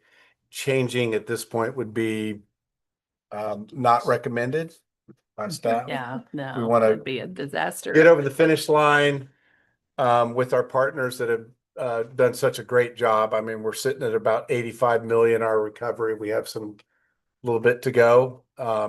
So that's our recommendation. And they are all here. I Yeah. know. We are here, and I'll jump on the mic for a second. I appreciate the opportunity to stand here 8 years later, and we talked about a lot of things on the first time we stood at this podium. And I think the most important thing we talked about every year was having the historical team here to represent you guys till the end. And I stand here as the first guy that came on the ground many years ago, with Colton back then, and we've had some fantastic partners. We've had some fantastic team members, but in this industry, over time, you put the best pieces of the puzzle in place. So we have kept our team from the administrative grant management side, and in hopes that we get this opportunity to finish this thing out. We have had a fabulous recovery, but the most important part is still in front of us for the next couple of years to close it out and maintain what we fought hard. Those buildings across the street, that fire station we drove by numerous times this week and stuff, guys, those are a testament to a team that has been through a lot together. And we don't take that lightly. And so we're looking forward to it and hoping that we can finish this thing out with you guys and and then just be under contract in case you need us in the future, right? But we have a lot of meetings with pre-positioned clients. The best meetings are every year just to come say hello and be that gap insurance in place. But we do have some work to finish. We have some grants. We working closely with TDM on closing old projects out, City Hall, temporary facilities, gas. We were sitting in our driveway tonight as Hector and them were doing punch list items for phase 3. We're close. We are. And we started here, I think it was about $20 million, and we're done. We're gonna be over 100. And so we're looking forward Yeah. to finishing it out. So thanks for having us. Mhm. We are all here, excited to be here and flying back Monday for a very important milestone for our team, especially. The arbitrations, the trips to DC, I know what it took to build that building outside of a lot of delays and stuff, a lot of sweat equity and fighting with FEMA because they were wrong. And ultimately, the proof's in the pudding. We're going to build an incredible facility that Chief should be very, very proud of. So that's my spiel. Become an expert at food trucks. I even get to talk to our neighborhood homeowners association about coyotes. I sat through a couple Oh, coyote yeah. things, so I'm an in-house expert. You've learned a lot. Too, thanks to y'all's dunes and coyotes, but have done a lot with y'all over the years. So looking forward to it. Okay. We appreciate all that you've done. Yeah, I can just say, having been here when y'all showed up, all of us had no clue what was ahead. And y'all have been incredible partners. And I appreciate everything you've done to truly be here every day, week in, week out. And you have outstanding team members and you've really made a difference. And it's a big fight. And so anybody who ever asks what it's like, they need to come and spend some time sitting with you guys and sitting with this staff, because this team has worked tremendously to make a huge difference. And you're right, Monday's going to be a great day. When we get into the fire and EMS building, that's going to be a great day. And every time we make a win like that, it's a true testament with good partnership. So thank you for applying again, sir. Yes, thanks for making us qualified enough to be here. So We appreciate it. And Appreciate it. we won't let y'all down. Yeah, we know that. Great job. We won't let you, no. All right. And you have the right resolution now. Yes. Yeah, we do. She ran. I was like, oh, there she goes. Oh. All right. So do we have a motion? I'll make a motion to award RFQ for disaster recovery consulting services to Del So Consulting. I'll second. All right. Any further discussion? Hearing none. Fran, please call the roll. Councilmember Schmidt. Yes. Councilmember Owens. Yes. Councilmember Krueger. Yes. Councilmember Chambers. Yes. Councilmember Christensen. Yes. Deputy Crawford. Yeah. Mayor Moore. Absolutely, yes. Motion carried. Thank you guys Thank very you, much. guys. Appreciate it. See you Monday, if not before, and Yeah. enjoy your dinner. Hopefully you'll find Go something have some open. food. I know, right? Whataburger. Two of these. All right, item H, authorizing the sale and or disposal of surplus property which is no longer needed for public use, authorizing the sale of surplus property by auction or as determined by the best option by staff, items to be sold as is, authorized cities to the right to accept any or reject any bids submitted. So usually we bring this to you and it's a bunch of vehicles. This is not vehicles. We have 3 copiers that had gone through their life. Sitting over there, storage. That's our storage. And one's in the hallway. And we Xerox did not want these back, so we need to auction them.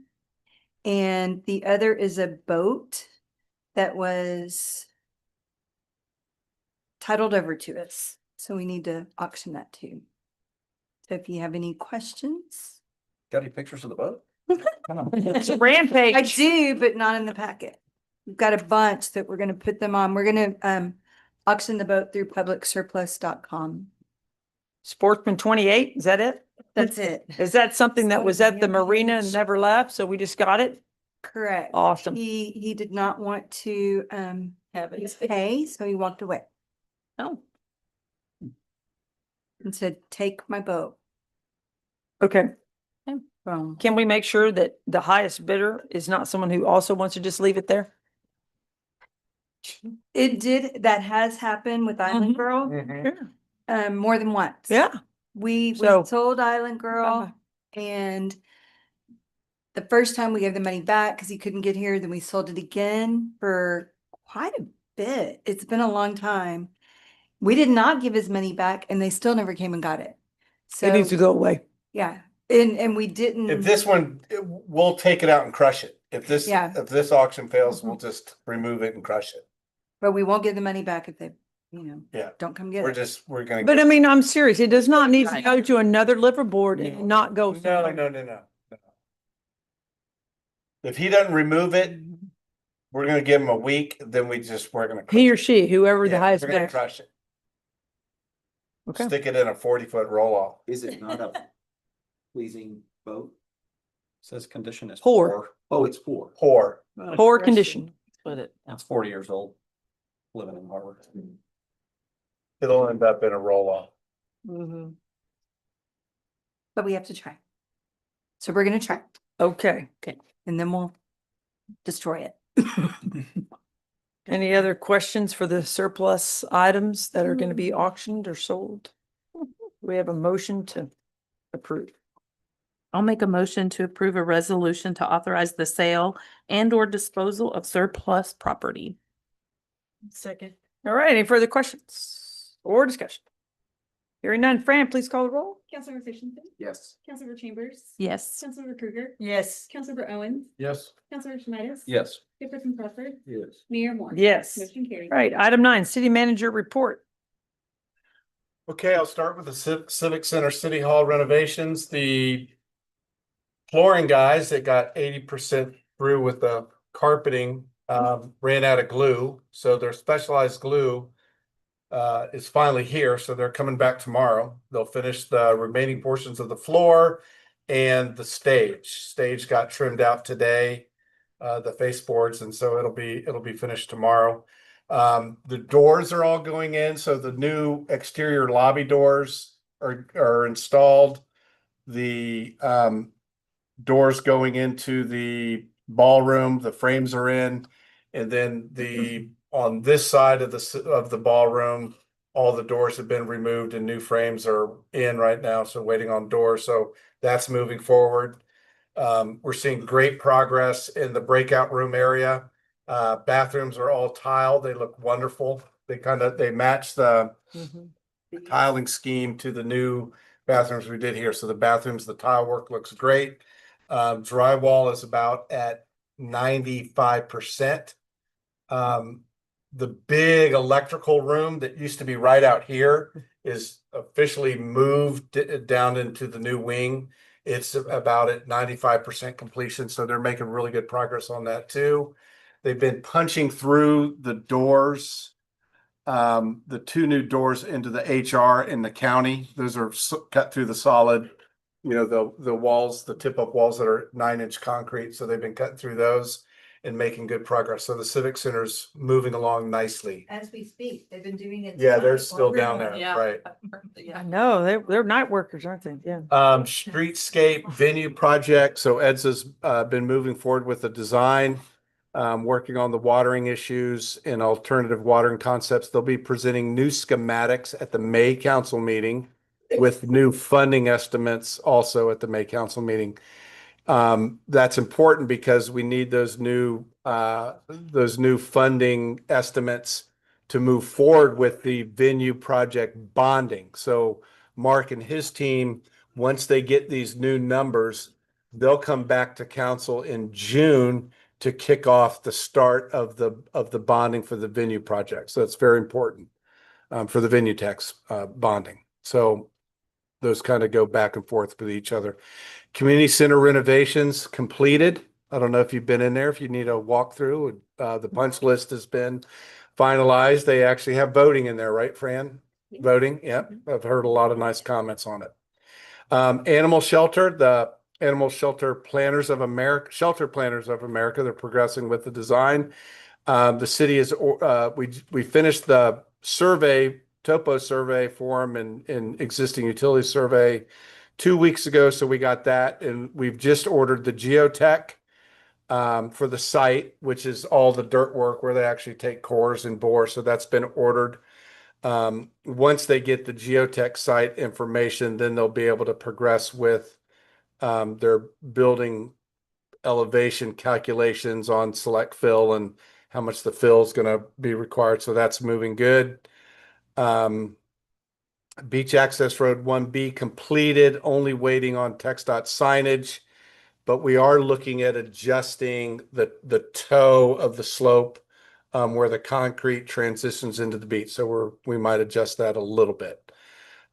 Charlie's Pasture Bulkhead Park, that's also with EDSA. That'll also come to you guys at the May meeting for schematics and cost estimates. So EDSA will be doing both of those. Lifeguard building, council awarded tonight to Barcom. City staff working with Victory Building Team to vacate the laydown yard, which they has to be vacated by May 15th. Rec Center progressing very nicely. I don't know if you've had a chance to see it. They're still working on a lot of the roof steel, structural. Most of the structural steel is completed. So they're getting the roofing system started, and a lot of the interior mechanical still underway. So it's progressing really, really good. It's either on schedule or ahead of schedule.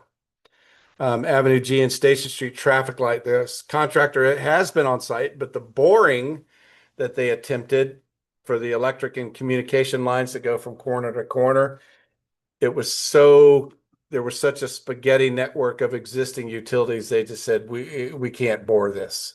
So they're going to have to they're going to have to cut up about a 4-foot open trench and get down there and figure out how to get across.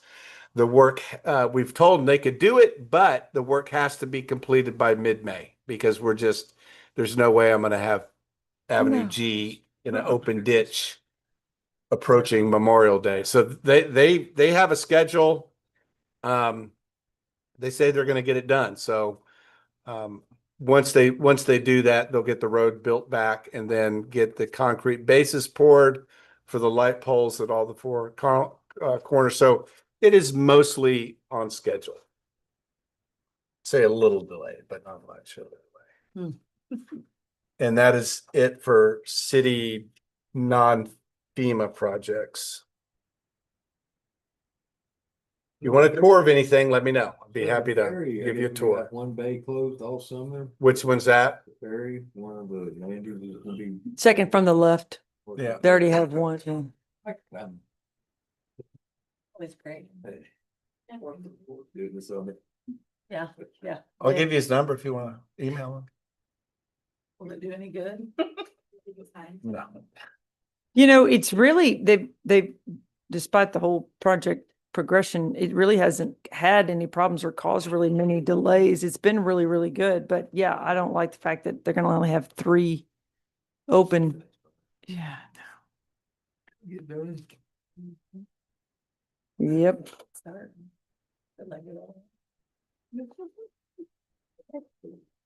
Yeah. Okay. Anything else for David? All right, we'll move on to 10 staff reports. We'll start with Ms. Darla for accounting and finance. You have my written report. I'd be happy to talk about any of the funds if you would like, but I'll just go over the economic indicators. The hotel tax for the month of that we collected in March for the month of February was up 14%. So we're up over 25% for the first 6 months of the year. I anticipate that percentage is going to start dropping some because our numbers, we're getting into the 6 months that have big numbers. So to stay up at 25%, we've got to have huge jumps. Just by the way math works.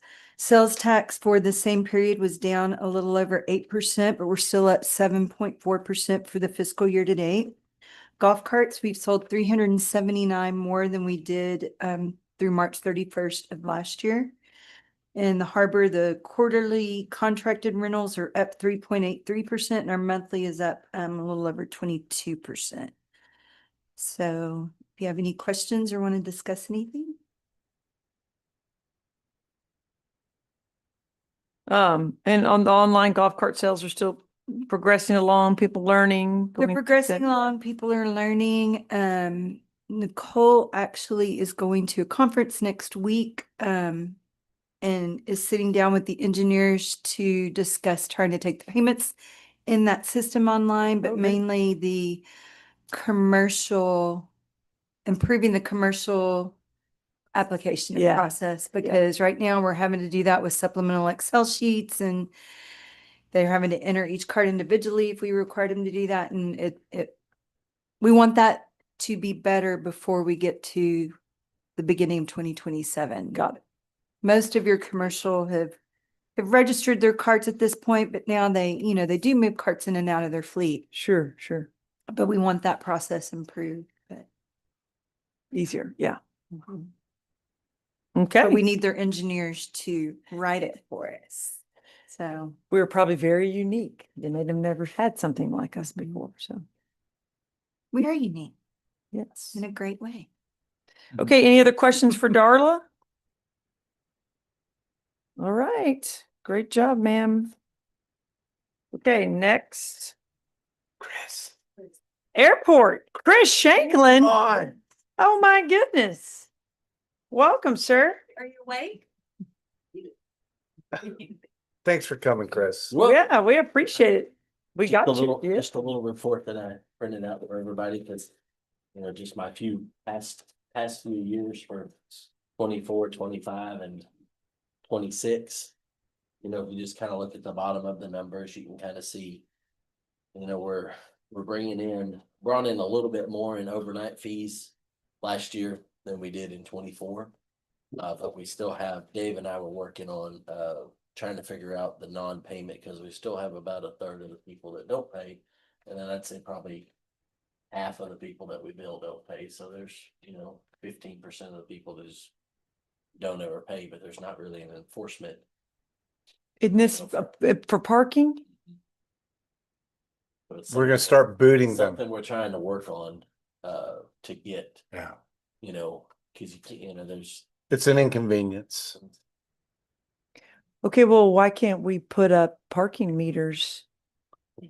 We have, so when you go to the airport, Yeah, we have the same honk system that we have in the. Oh, okay, that Yeah, is, so yeah, that, we're so, using and, honk and okay, you are using honk over Yeah, there and they're still refusing to refusing pay. not to pay. like go to 2025, Yeah, look at the honk. I it's- see that. Okay, I was gonna ask you if that, Honk is if, actually okay. not Paying cats now. Yeah, You can look at 24, I just started it in April, but the honk payment is quite a bit.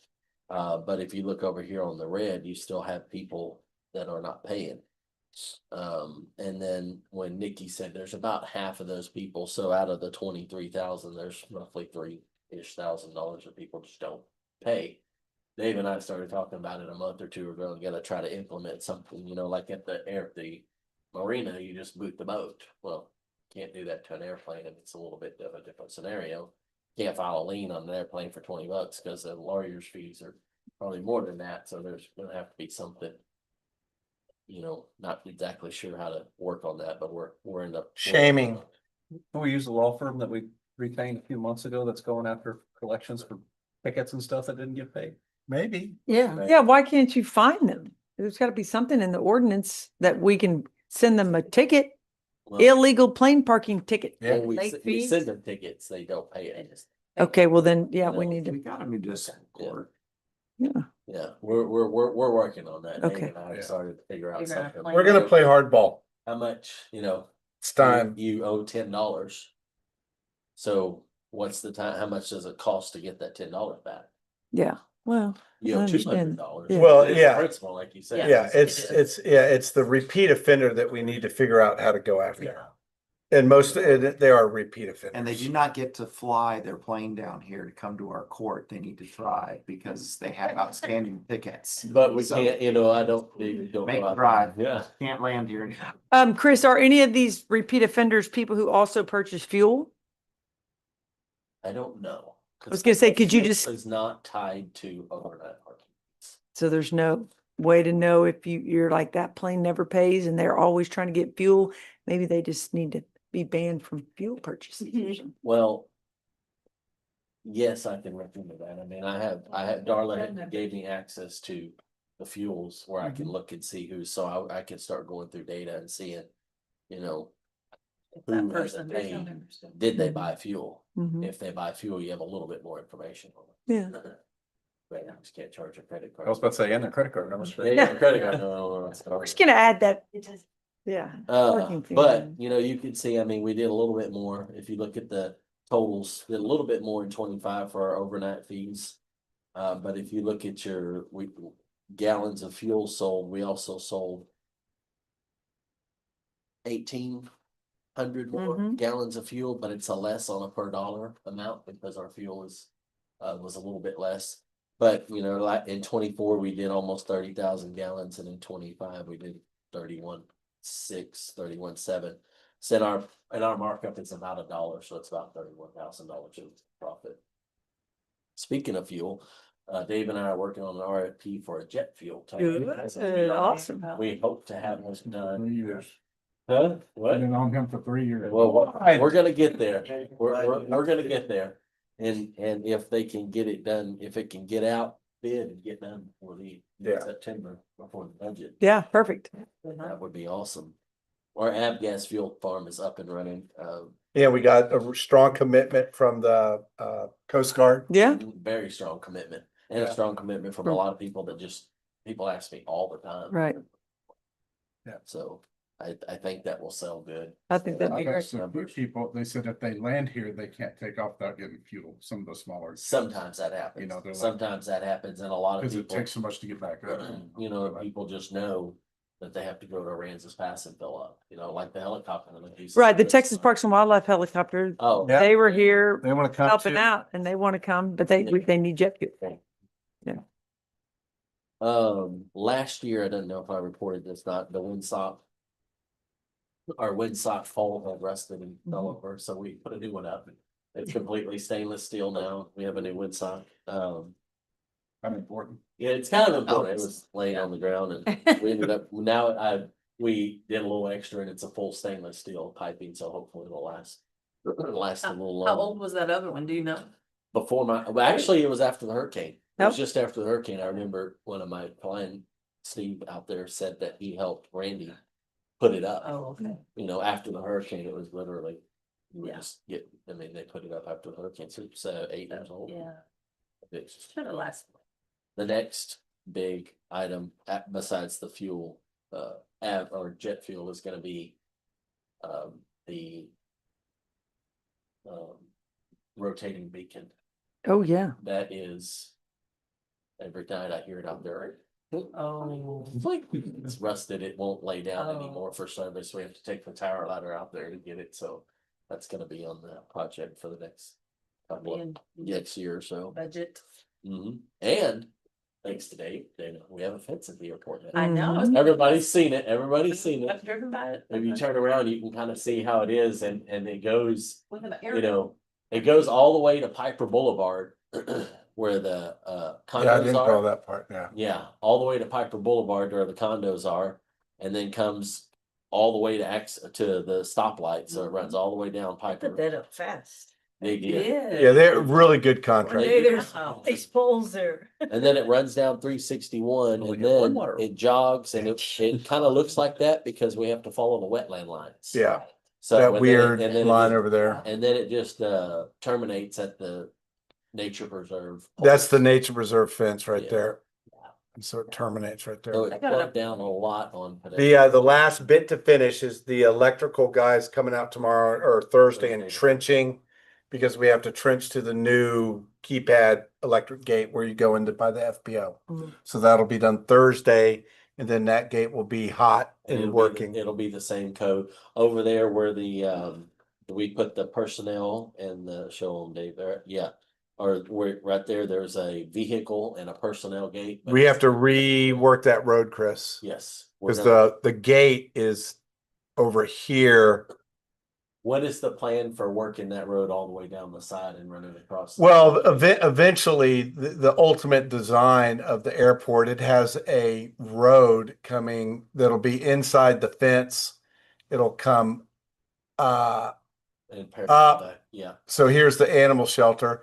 And so that road will go outside of that and it'll go up and tie into this area. So once you're behind the fence, whether you're over on this side or over at the FBO side, you're behind the fence. So there are going to be new hangars right in here. And the road, and it's very common for airport auxiliary roads to be, like in the, We'll go look at the other hangars. Yeah. I mean, that in front of the other hangars, if you Yeah. go up a little bit. yeah, like people drive. That's the taxiway. You just drive down. Yeah, the you just taxiway. drive So down the there's no- taxiway. So it'll be not- the same you down gotta here. have access to get through the new hangars. So yeah, so eventually the design will have a little feeder road. So that way you're not, if you're on this side of the airport, you don't have to go out on Piper and get on the highway and go down to a UE at Palladium and come back. You'll be able to just jog back and forth. How many hangars are we wanting in our? In the new area, I mean, there's to put four, out there there's for the four shade. duplexes in this area right here. Then you have the animal shelter. And then over here, it really varies. I mean, we want to put in some bigger like King Air hangars up on this edge up here. We have room for a couple small duplex hangars down here. And then we want a new FBO, and then some larger, maybe overnight, in this area like this. So It's exciting. we have a design. It's we have the layout. It's proposed, but it's all dirt leases. So really, we go down. We'll as soon as we can get utilities over there, we'll start going down the list and saying, "Hey, you're next on the hangar list. These 4 duplexes are available. Partner up with someone who's also on the, in that zone, and you can start your hangar." So we could start seeing the 4 pretty quick. But you're also gonna give them guidelines. of- Oh, yeah. And also, we talked about maybe a capital impact fee for helping with some of those utilities. Yeah, so If you want to lease, you've gotta pay. yeah, X so the amount. 4 over here can get going pretty quick, because they're gonna just be bringing their utilities off of Piper. The ones over here, we need some help with the taxiway and in the water and electric. So if someone were to come in and say, "Hey, I'd like to get bumped up in line and to build my King Air spot," if I build the taxiways and put in some, maybe they move to the front of the line, or we figure out what that cost is and we just amortize it to everyone's ground lease, and you figure out a percentage. So that's another way to do it. Up Yeah. front, if you're gonna get this lease, you pay $100,000 towards capital, whatever it is. Do you have quite a few people who are Oh, God. on the list for? Oh, yeah. Yeah, we've had the list for 20 something years, and Nikki's been updating it. So she's been calling people and saying, "Hey, you're on the list here. Are you still interested? And what is your current plane size and what kind of hangar and facility you're looking at?" So we have a pretty good idea of who's out there. Once or twice a month, I send people to Nikki to get put on the list that want to get a hangar. So I mean, they will. It's still growing. it's, That's good. But the fence came out really good. Yeah, Really good it turned- contractor. It turned out really good. Okay, that's about all I got. Any questions? Thank you. hanging out before and after. Oh, yeah. Yeah. No Thanks for problem. waiting all this. Thanks, Chris. Thank Thanks you, for Chris, all your very help. much. Yep. Very exciting stuff. Have fun on your trip. I know, right? Okay, Nicole, welcome back. I'm gonna be very short because I'm tired and you guys have talked to me enough today. We're still chatty. Building permits are pretty much in line with where they were last year. Still a little bit lower than from our high points. Code enforcement activity this past month, because they spent a lot of time on the beach dealing with things, is a little slower than it normally is, but we're still moving forward. Short-term rentals, we are still at about 94% of our total registrations from last year. So I think that's really good. Very few complaints on the hotline. My favorite one is kids feeding seagulls. That was a hotline complaint because they were pooping on the car. Not sure what we were supposed to do, but that was a complaint. She did issue a citation over this last month for somebody that had failure to register, report, and remit their taxes. So she is still finding little ones and twos everywhere. There's not really any big sign update. One of our signs was damaged in transit, so we are waiting for that repair to happen. We're looking about the second week of May for the next round of installations, which should be nearly to the end. I get so many compliments on the Mhm. signs, so. Mhm. I have seen so many people use our Port A Mhm. arches Yes. sign in advertisement, so it's nice. Yeah. Yeah, it looks great. Thank you. Okay, all right, Mr. Johnson, your turn, sir. Well, we'll jump into this little March report. Call volume 160, so last year's 163. One thing about this year is it seemed like when we were getting called out on all of our spring break calls, it was larger events, so we were sending 2 and 3 ambulances at a time. So really had a little bit higher call volume. But it goes under one call. So it's looking pretty flat. Still year to date, we're up a little bit. Average response time, it was a little bit longer. A couple things with that, just the traffic to get around during spring break. And then we had a little dispatch issue. It wasn't necessarily them, it was just people calling in the wrong address. We're sitting there searching for people and going to the wrong neighborhood. And I don't know, I could see this, I could see that, but then we were out searching for people. So some of those some of those times were a little bit longer than expected, but yeah, it was some difficult calls, a few of them. So going into your transports, we ended up doing 70 transports. And if, like I was saying, on average, you're looking at 2.5 hours per transport. So it's quite a bit of time on the road and in the hospitals for the complete turnaround and then getting back and cleaning up and being restocked and going back into service. Treated and assessed non-transports, another 70. A lot of those are your, drunk calls. You get there, wake them up, and then they either go with the PD or they find a appropriate ride home. Yeah, that's just one of those things during spring break that we have to deal with. So there was a typo on there, requested mutual aid. It's 0, but I think it was 2, and I think it was the same night. It was, of course, the night of the shooting and the car wrecks all I think we had 3 major car wrecks at one time and then plus the shooting. So they were all back and forth. We were just going back and forth as fast as we could. A lot of canceled false alarm. That goes back to the same situation. A friend or third party caller calls, this person's passed out, and then somebody gets them up and then they're gone before we get there, or they'll call back and say, we're already taking them. So there's always a little bit of an increase with that. Couple of the highlights, couple things. I know that I just got the new Tahoe, so it really should be in this next one, but it's parked out front. So Okay, that is the yeah. new, all right, yeah. It's exciting to finally get that and be back in it, and it runs so good and everything. I haven't even stocked it up with everything yet, but it's ready to go. So I'm excited to have that car again. We went out to Orlando. Elliot and I flew out there to do the ambulance inspection. So the ambulance is complete. Went out there to do the final inspection on it, and we found a couple little paint blemishes and a few little things, changing out some graphics and a couple little stuff. But they think within the next 2 weeks they'll do those last changes, and then they'll get it on the. What's the paint truck. scheme on that one? It's gonna match the latest blue one. So, Red. Yeah, it's red. Red I with like the blue. Old English test and. Don't worry, we made it nice and special for you. Yeah, so hopefully we'll be pretty uniform once we get this one in, and actually got a little bit of good news. That one that we had ordered, the last one, they seem to think that it's moving up on the calendar, and so they don't think it's going to be quite the 3 years that they were originally. They said 24 to 30 months originally, but I think it's moving up a little bit. Now, that being said, who knows until it goes into actual production, and then it's 3 months out. So we'll see how that goes. Hopefully so. Of course, I talked about the shooting. Just a couple little highlights on it. That was, of course, a hectic night, and luckily we got pretty lucky. We had our third call crew that was supposed to go home, and they happened to have they caught a late call, so then they got back here. And so instead of leaving at 10, they were here. It was 12:15. They were just coming back. They were restocking the trucks, and then that call went out. So luckily we had all 3 ambulances, and then we ended up getting Tri-County and Corpus to come over as well. And so, but everybody survived. It was all in all, it was a good run.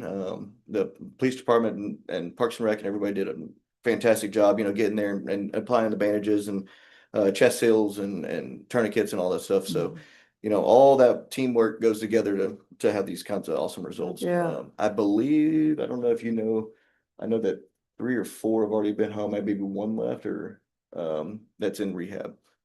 So I mean, pretty good results. awesome. for Yeah. something like that. That's as bad as that was. Of course, the car wrecks. Everybody got pretty lucky with car wrecks. We had some really, really bad car wrecks between just hitting signs and wrecking into each other, and high-speed ones, and for the most part, everything went pretty well. We did have one fatality eventually, but all in all, it was, I think a lot of the people did get lucky.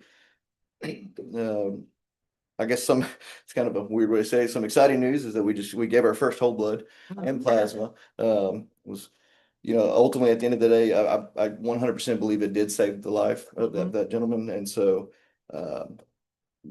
with that call, without going too much into it, Elliot and Josh, Brian and Tyler, give them kudos.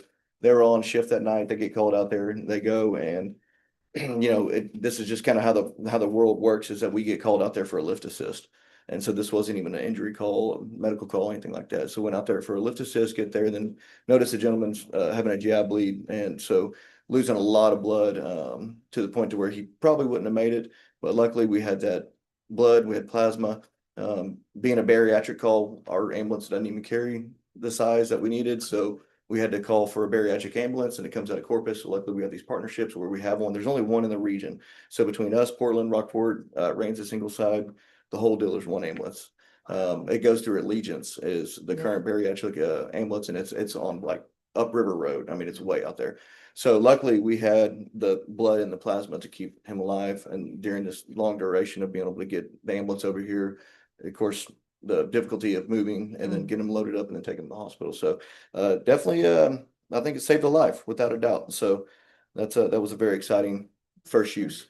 Was that is that a visitor, Daniel? Was that a visitor? It was, I don't know. I mean, I'm just Yeah. curious if someone like that, golly, that's Yeah. crazy. There's a lot of people that come in and you'd be surprised. Yeah. We've had to move a lot of them out. We're like, how did you get here? And Yeah. they're like, oh, we just drove in yesterday. It's like, Oh you my moved in on God. your own, okay? Yeah. And so you just never know. Some Yeah. people are able to continue to move on their own power. So we did some golf cart safety on the beach with the Conjunction of Bay Area. So we partner with them every spring break, and we go out there and give out free hot dogs and give Yeah. out pamphlets and give out all kinds of information about golf cart safety and about being safe on the golf carts. And I think it always goes over really well. I mean, gave out all kinds of stuff, and it's a very quick, and they bring a giant team over here to help with that. So it's always a really good partnership. And then we got our ultrasound in, so we're starting to have ultrasound on the ambulance. Oh, And that's so nice. this is going to be a huge advancement for us. And we partnered up with Spawn Shoreline. They have a training facility that they do all their residents. Mhm. And so they called us and they said, hey, send 2 guys every Tuesday. We'll have the residents put them through a complete ultrasound class. And so they did a cardiac class and then they did an ultrasound class. And so the more you get into it, the more you realize it's pretty difficult. We knew it was going to be very difficult. It takes a lot of training. So this is something that when the crews come in, they train on it every single shift until we're completely proficient at it. But it's been a really good deal. So on the next page, I don't know if you saw that kind of shows the blood transfusion. You can see a little bit there. They had the bag of blood, the saline, of course, hooked up to the patient, and then you can see on the bottom left-hand side, that's where that phaser was, that little gun. Oh, yeah. And so that, everybody that was there took turns pumping the blood and figuring out how to do it. It was the first transfusion after getting in, I think we got in October 1st. So it was a long waited, but we got it in there. And then that is the ambulance. That's a new ambulance up there on the top picture there. So everything looked good. Yep, nice and shiny. So other than that, I think that's about everything I got. Like I said, just kudos to those 4 guys that were able to go there, do that and save a life. So. pretty Cool. exciting. Yeah, that's awesome. Thanks, Daniel. Yeah. And all the lives you saved spring break too. Yeah. That was It was big. great it was a big teamwork. month. Yeah. So, and I've probably been told this, I just have a bad memory because I'm old. All of the EMTs know how to do this plasma, all your EMTs are, Yeah, we trained the complete okay, staff. I thought everybody. so. Yeah, When you brought it in here, I thought that's what you said. I Mhm. should make it. it is a paramedic skill, but they Right. all do it together. So that's one of those things where doesn't matter who's grabbing it or what's going on, they all know how to assemble everything and put it all together. And then, but we always make sure, we always have an ambulance, or I say always, Yeah, we try to always have a paramedic on the ambulance. very good. All I right. think that's awesome. Y'all get to put it into use. Yeah, Save That's a true. life. Oh, Really it's good to see it more than just in the cooler. It is, yeah, Yeah. exactly. Thank y'all. Thanks, Yeah. Daniel. All right, chief. Last but not least.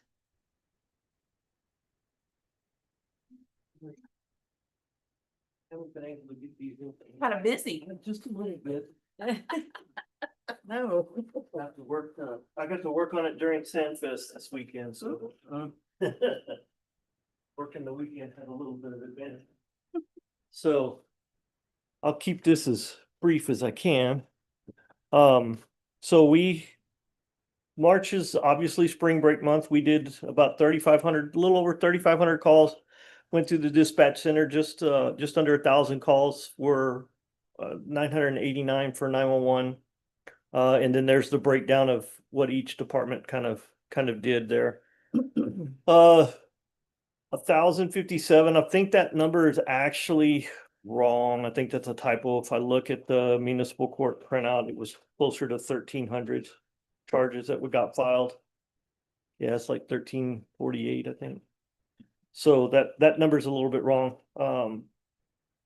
And that 127 total arrests, those are the Class C stuff. So when you get in here, we did over 416 arrests for spring break and had a total of 472 charges filed against individuals. There's some of the breakdown, predominantly is going to be alcohol related offenses is where most of our stuff was. A lot of minor in possession, minor consumption, possession of tobacco products, things like that, was the big one. Golf cart citations weren't terrible. I mean, you can see the little breakdown there is 15 for on the highway, 2 were on the sidewalk, and we had 10 with too many passengers. That is nowhere near an indication of what was actually going on. That's just what we actually caught and wrote. So we get into the significant events. I tried to keep it short as ish, but there's a lot to go on there. So March was obviously a busy month, largely driven by the spring break crowd and the increase in visitors that we had here. Most of our activity was, like I said, alcohol related offenses and traffic. And maintaining order in those large crowds. We were very proactive in the way we police the crowds. Most of the stuff was pretty much spring break stuff that we've been seeing over the last few years. Of course, there was a few incidents that were not normal for spring break. So we'll start off with the March 9th one. We had, I didn't put the location in there, but that was at pole 32 on the beach is where it occurred, about 6 p.m. One of our juveniles that was drinking, we went up to contact him and he decided that he wanted to run and fight. So that was how we started off spring break with that kind of deal there. The next one we had at Banyan Beach was one of the big parties where we had a parent that showed up and actively interfered with the officers and was trying to encourage the kids not to comply with any of the deals. He was trying to he wasn't going to stick around for his kids' tickets. And we said, well, give them to him first and then you can take them. And he's like, nope, not going to do it. So we ended up finally arresting him for interfering with that. So yeah, it was that kind of crowd. So then we had officers went to a vacant lot on Allister. So it was a guy camping out on one of the vacant lots there, and we contacted him and tried to get him to pack up, and he wasn't having that either, and he tried to run. Unfortunately, he was really close to the community center where everybody was having a meal break. So I think we ended up getting a close over to Mac Daddy's or somewhere around there. So it wasn't one camping at the old Bill Moore's slot. Yeah. Poor guy. So yeah, we ended up getting him for violating the city ordinance and for evading arrest. Just trying to camp. Yeah. So then one of the other kind of calls that we went on which was pretty common during spring break. It's 3 o'clock in the morning. We were dispatched to a hotel, doing a welfare check. There was some kind of disturbance going on between a couple there. When we got there and contacted the man, it was, he was out on bond and he had an emergency protective order for the woman he was with. So we took him into custody for that. She was highly intoxicated as well. She was given many opportunities to go back in the room to stay. She made it her intention very clear that she was not going to stay and that she was intending to drive off. So we had no choice but to take her into custody as well. And so they got to go to jail together. Nice. Sweet. Yeah. So I got these out of order here, chronologically here, but the March 14th at 7:20, is when we had the crash with the young man that was ejected off of the Jeep, driving down the highway. He did later die due to his injuries. So, we partner with DPS during spring break. That's no big secret, but one of the things that we do pretty regular with them when they're here is if there's a crash and there's some kind of alcohol related offense with that, we'll work the crash investigation and they'll do the criminal case. So they're the ones that are actually charging the arresting agency in this case. And that young man is being charged with intoxication manslaughter. It was a bad deal all the way around. Yeah. And then, of course, on the 14th, later that night, we had the shooting at Pole 20. There ended up being 6 victims instead of 5. We ended up finding one 2 days later when we were doing interviews at the hospital. It was a grazing wound that she sustained, but she was standing directly behind somebody that had a through and through gunshot wound. So she was super lucky in that she just had a grazing wound instead of an actual gunshot. So, but I try to put this in perspective on how that night went on that call. So we got the call, and by the time the officers got to the scene and started doing triage assessment and providing medical treatment, they were also able to get an accurate description of the vehicle and the suspect and put that information out on the radio. So from Pole 20 to Fire Station 16 is as far as they got. In Corpus. Yeah. Yeah. So to play a game of telephone. So it went from the officer in the field to the dispatch center to a phone call to Corpus Christi out to the field units of CCPD in such a fast time for them to be able to get on the highway to find the car to stop it. Wow. So all of that took less than 13 minutes. Yeah. Wow, that's amazing. So the coordination and the police work that was done that night was fabulous. I could not be more proud of our partners and our team because man, they were on it. Yeah. And for the medical treatment part of it, Oh, yeah. it was, those guys look like medics. You know, they, I don't know, we did 2 chest seals. One guy got two bumps, so. Yeah. And then we had, I don't know, I don't remember how many tourniquets. I know that's 3. Yeah, and so, I mean, we were packaging them up, getting them ready for these guys to scoop them up and haul them off. So it was, the training is going off tremendously. These guys practice with it all the time. We do it. We do train on the tourniquets all the time. That's a big deal. Chest seals and all the first aid stuff. So it really showed that we train a lot with that. And even our partners train with it because of what they were able to do on scene. I truly believe if we wouldn't have been able to do what we did, I don't think we would have had all of those people survive. So it was outstanding work. Let's see, we got dispatched out to another call on the 25th around Pole 56 for a welfare check. It was a woman who called in. She had made some outcries that she wanted to hurt herself, so we went out to go check on her. We found her. She was intoxicated. She was denying that she was trying to hurt herself or do any of that stuff. And we ended up having to arrest her. Once we arrested her, she was uncooperative. I think she had a warrant on her as well.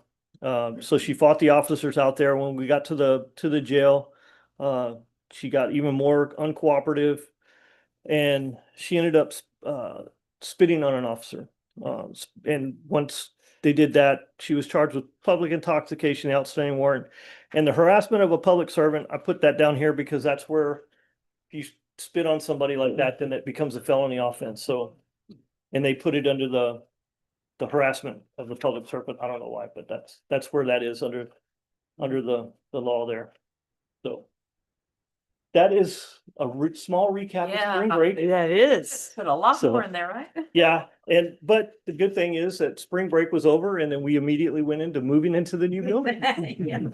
There was, We're tired enough. oh, hey, it was worth it. We were I was we gonna were say, really that was happy. exhilarating, I'm sure. It was stressful and scary, but it was good. Sparky and I actually stayed here on the island. We rented a hotel room over here, walking distance from the PD, because we were really nervous about taking all of that equipment down and bringing it back up and something not working right. And so we got it We got everything moved over. We started the move at 3 a.m. We took 911 down at 6 a.m. And we were back up answering 911 calls and dispatching out of our new building by 1 p.m. That's awesome. That was amazing work. Amazing. It was absolutely amazing work. Wow. Sparky did fantastic. He was wound up pretty tight going into that, but he felt a lot better afterwards. Of course, we did clean up for the next couple of days and put the finishing touches on everything, but we got in there. It looks And- good. Yeah, you guys come over, we can do a walkthrough. Yeah, It yes. looks awesome. Give me a call. Yeah, and we've added some more stuff. I know that some of y'all got to get a little sneak peek right after we got in there, but we've added all the camera displays and all of the other stuff. So that's all coming to life as well. So it's a first rate facility. We have completed our after action report within the department. So I've got all the feedback from my officers on what we did well and what we need to work on. Good. Tons of feedback about the traffic lights. Everybody really liked the traffic lights. So that's something that we're gonna try to probably continue to do in the next coming years.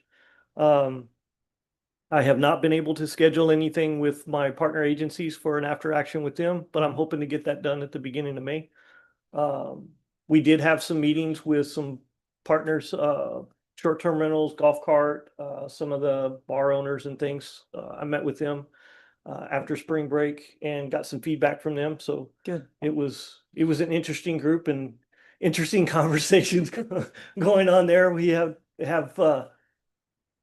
I've had every suggestion from horses, mounted patrol on the beach to break up the crowds to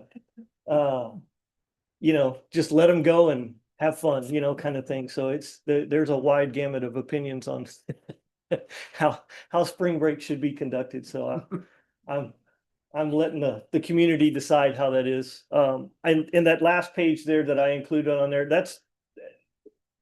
that is not an all-inclusive. That's just a quick little tally sheet that we kind of keep track of as we go through spring break. And that shows a little bit of some of what the other agencies did. Okay. And what their arrest numbers are. I don't have all of their final totals yet. Because like I said, we went right into the move into the building and all of that. So I didn't get a chance to get a lot of feedback from them, but It's very good. It's very detailed. I like Well, the breakout. yeah. Yeah. So I'm happy to answer any questions if there's any. Get some rest. Yeah. Yeah, just great job. May is when I'm hoping to. I don't think I've had 2 days off in a row since February. So Well, and the police banquet is Yes. this weekend, Yes. so that's Ribbon exciting. cutting- ribbon Yeah, cutting every is Monday. got the banquet this Big- Saturday. Yep. Yeah, and so once all of that is behind me, then I'm gonna hit up Dave and say, hey man, can I get a couple days off? Yeah. Yeah, maybe so. Maybe Maybe so. Great I go job. home early one day. Thanks, Ken. Your time's coming, Daniel. All right. Okay, item 11, city council comments and items for future consideration. Are we gonna still have text dot or talk about the red lights or speed limits or anything on the highway? The red lights? What do you Or mean? make them permanent red lights? Which The ones? temporary red lights? Oh, well, I don't know. That'd be a discussion you guys would have to Yeah. discuss. Well, to hadn't see there if you been a want- talk about putting a permanent red light out at the access road eventually? Eventually, Right. yes. I mean, right now, we're getting it signed and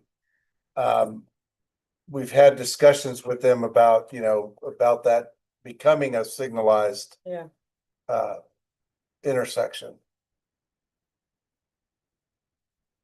A lot of people seem like they after complaining at first, they seem like they got used to it.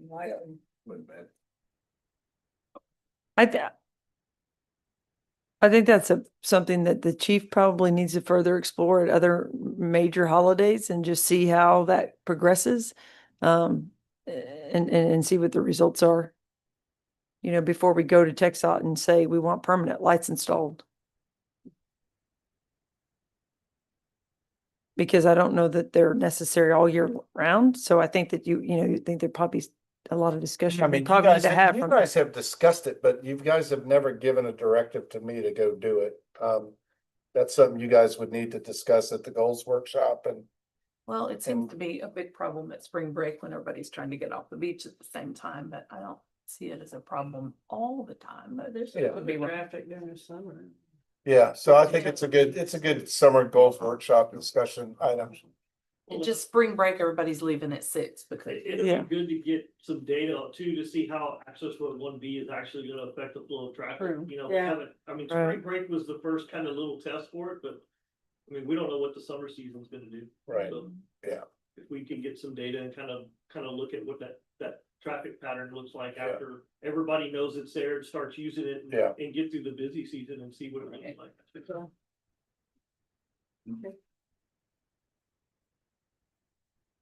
Okay, anything else? All right,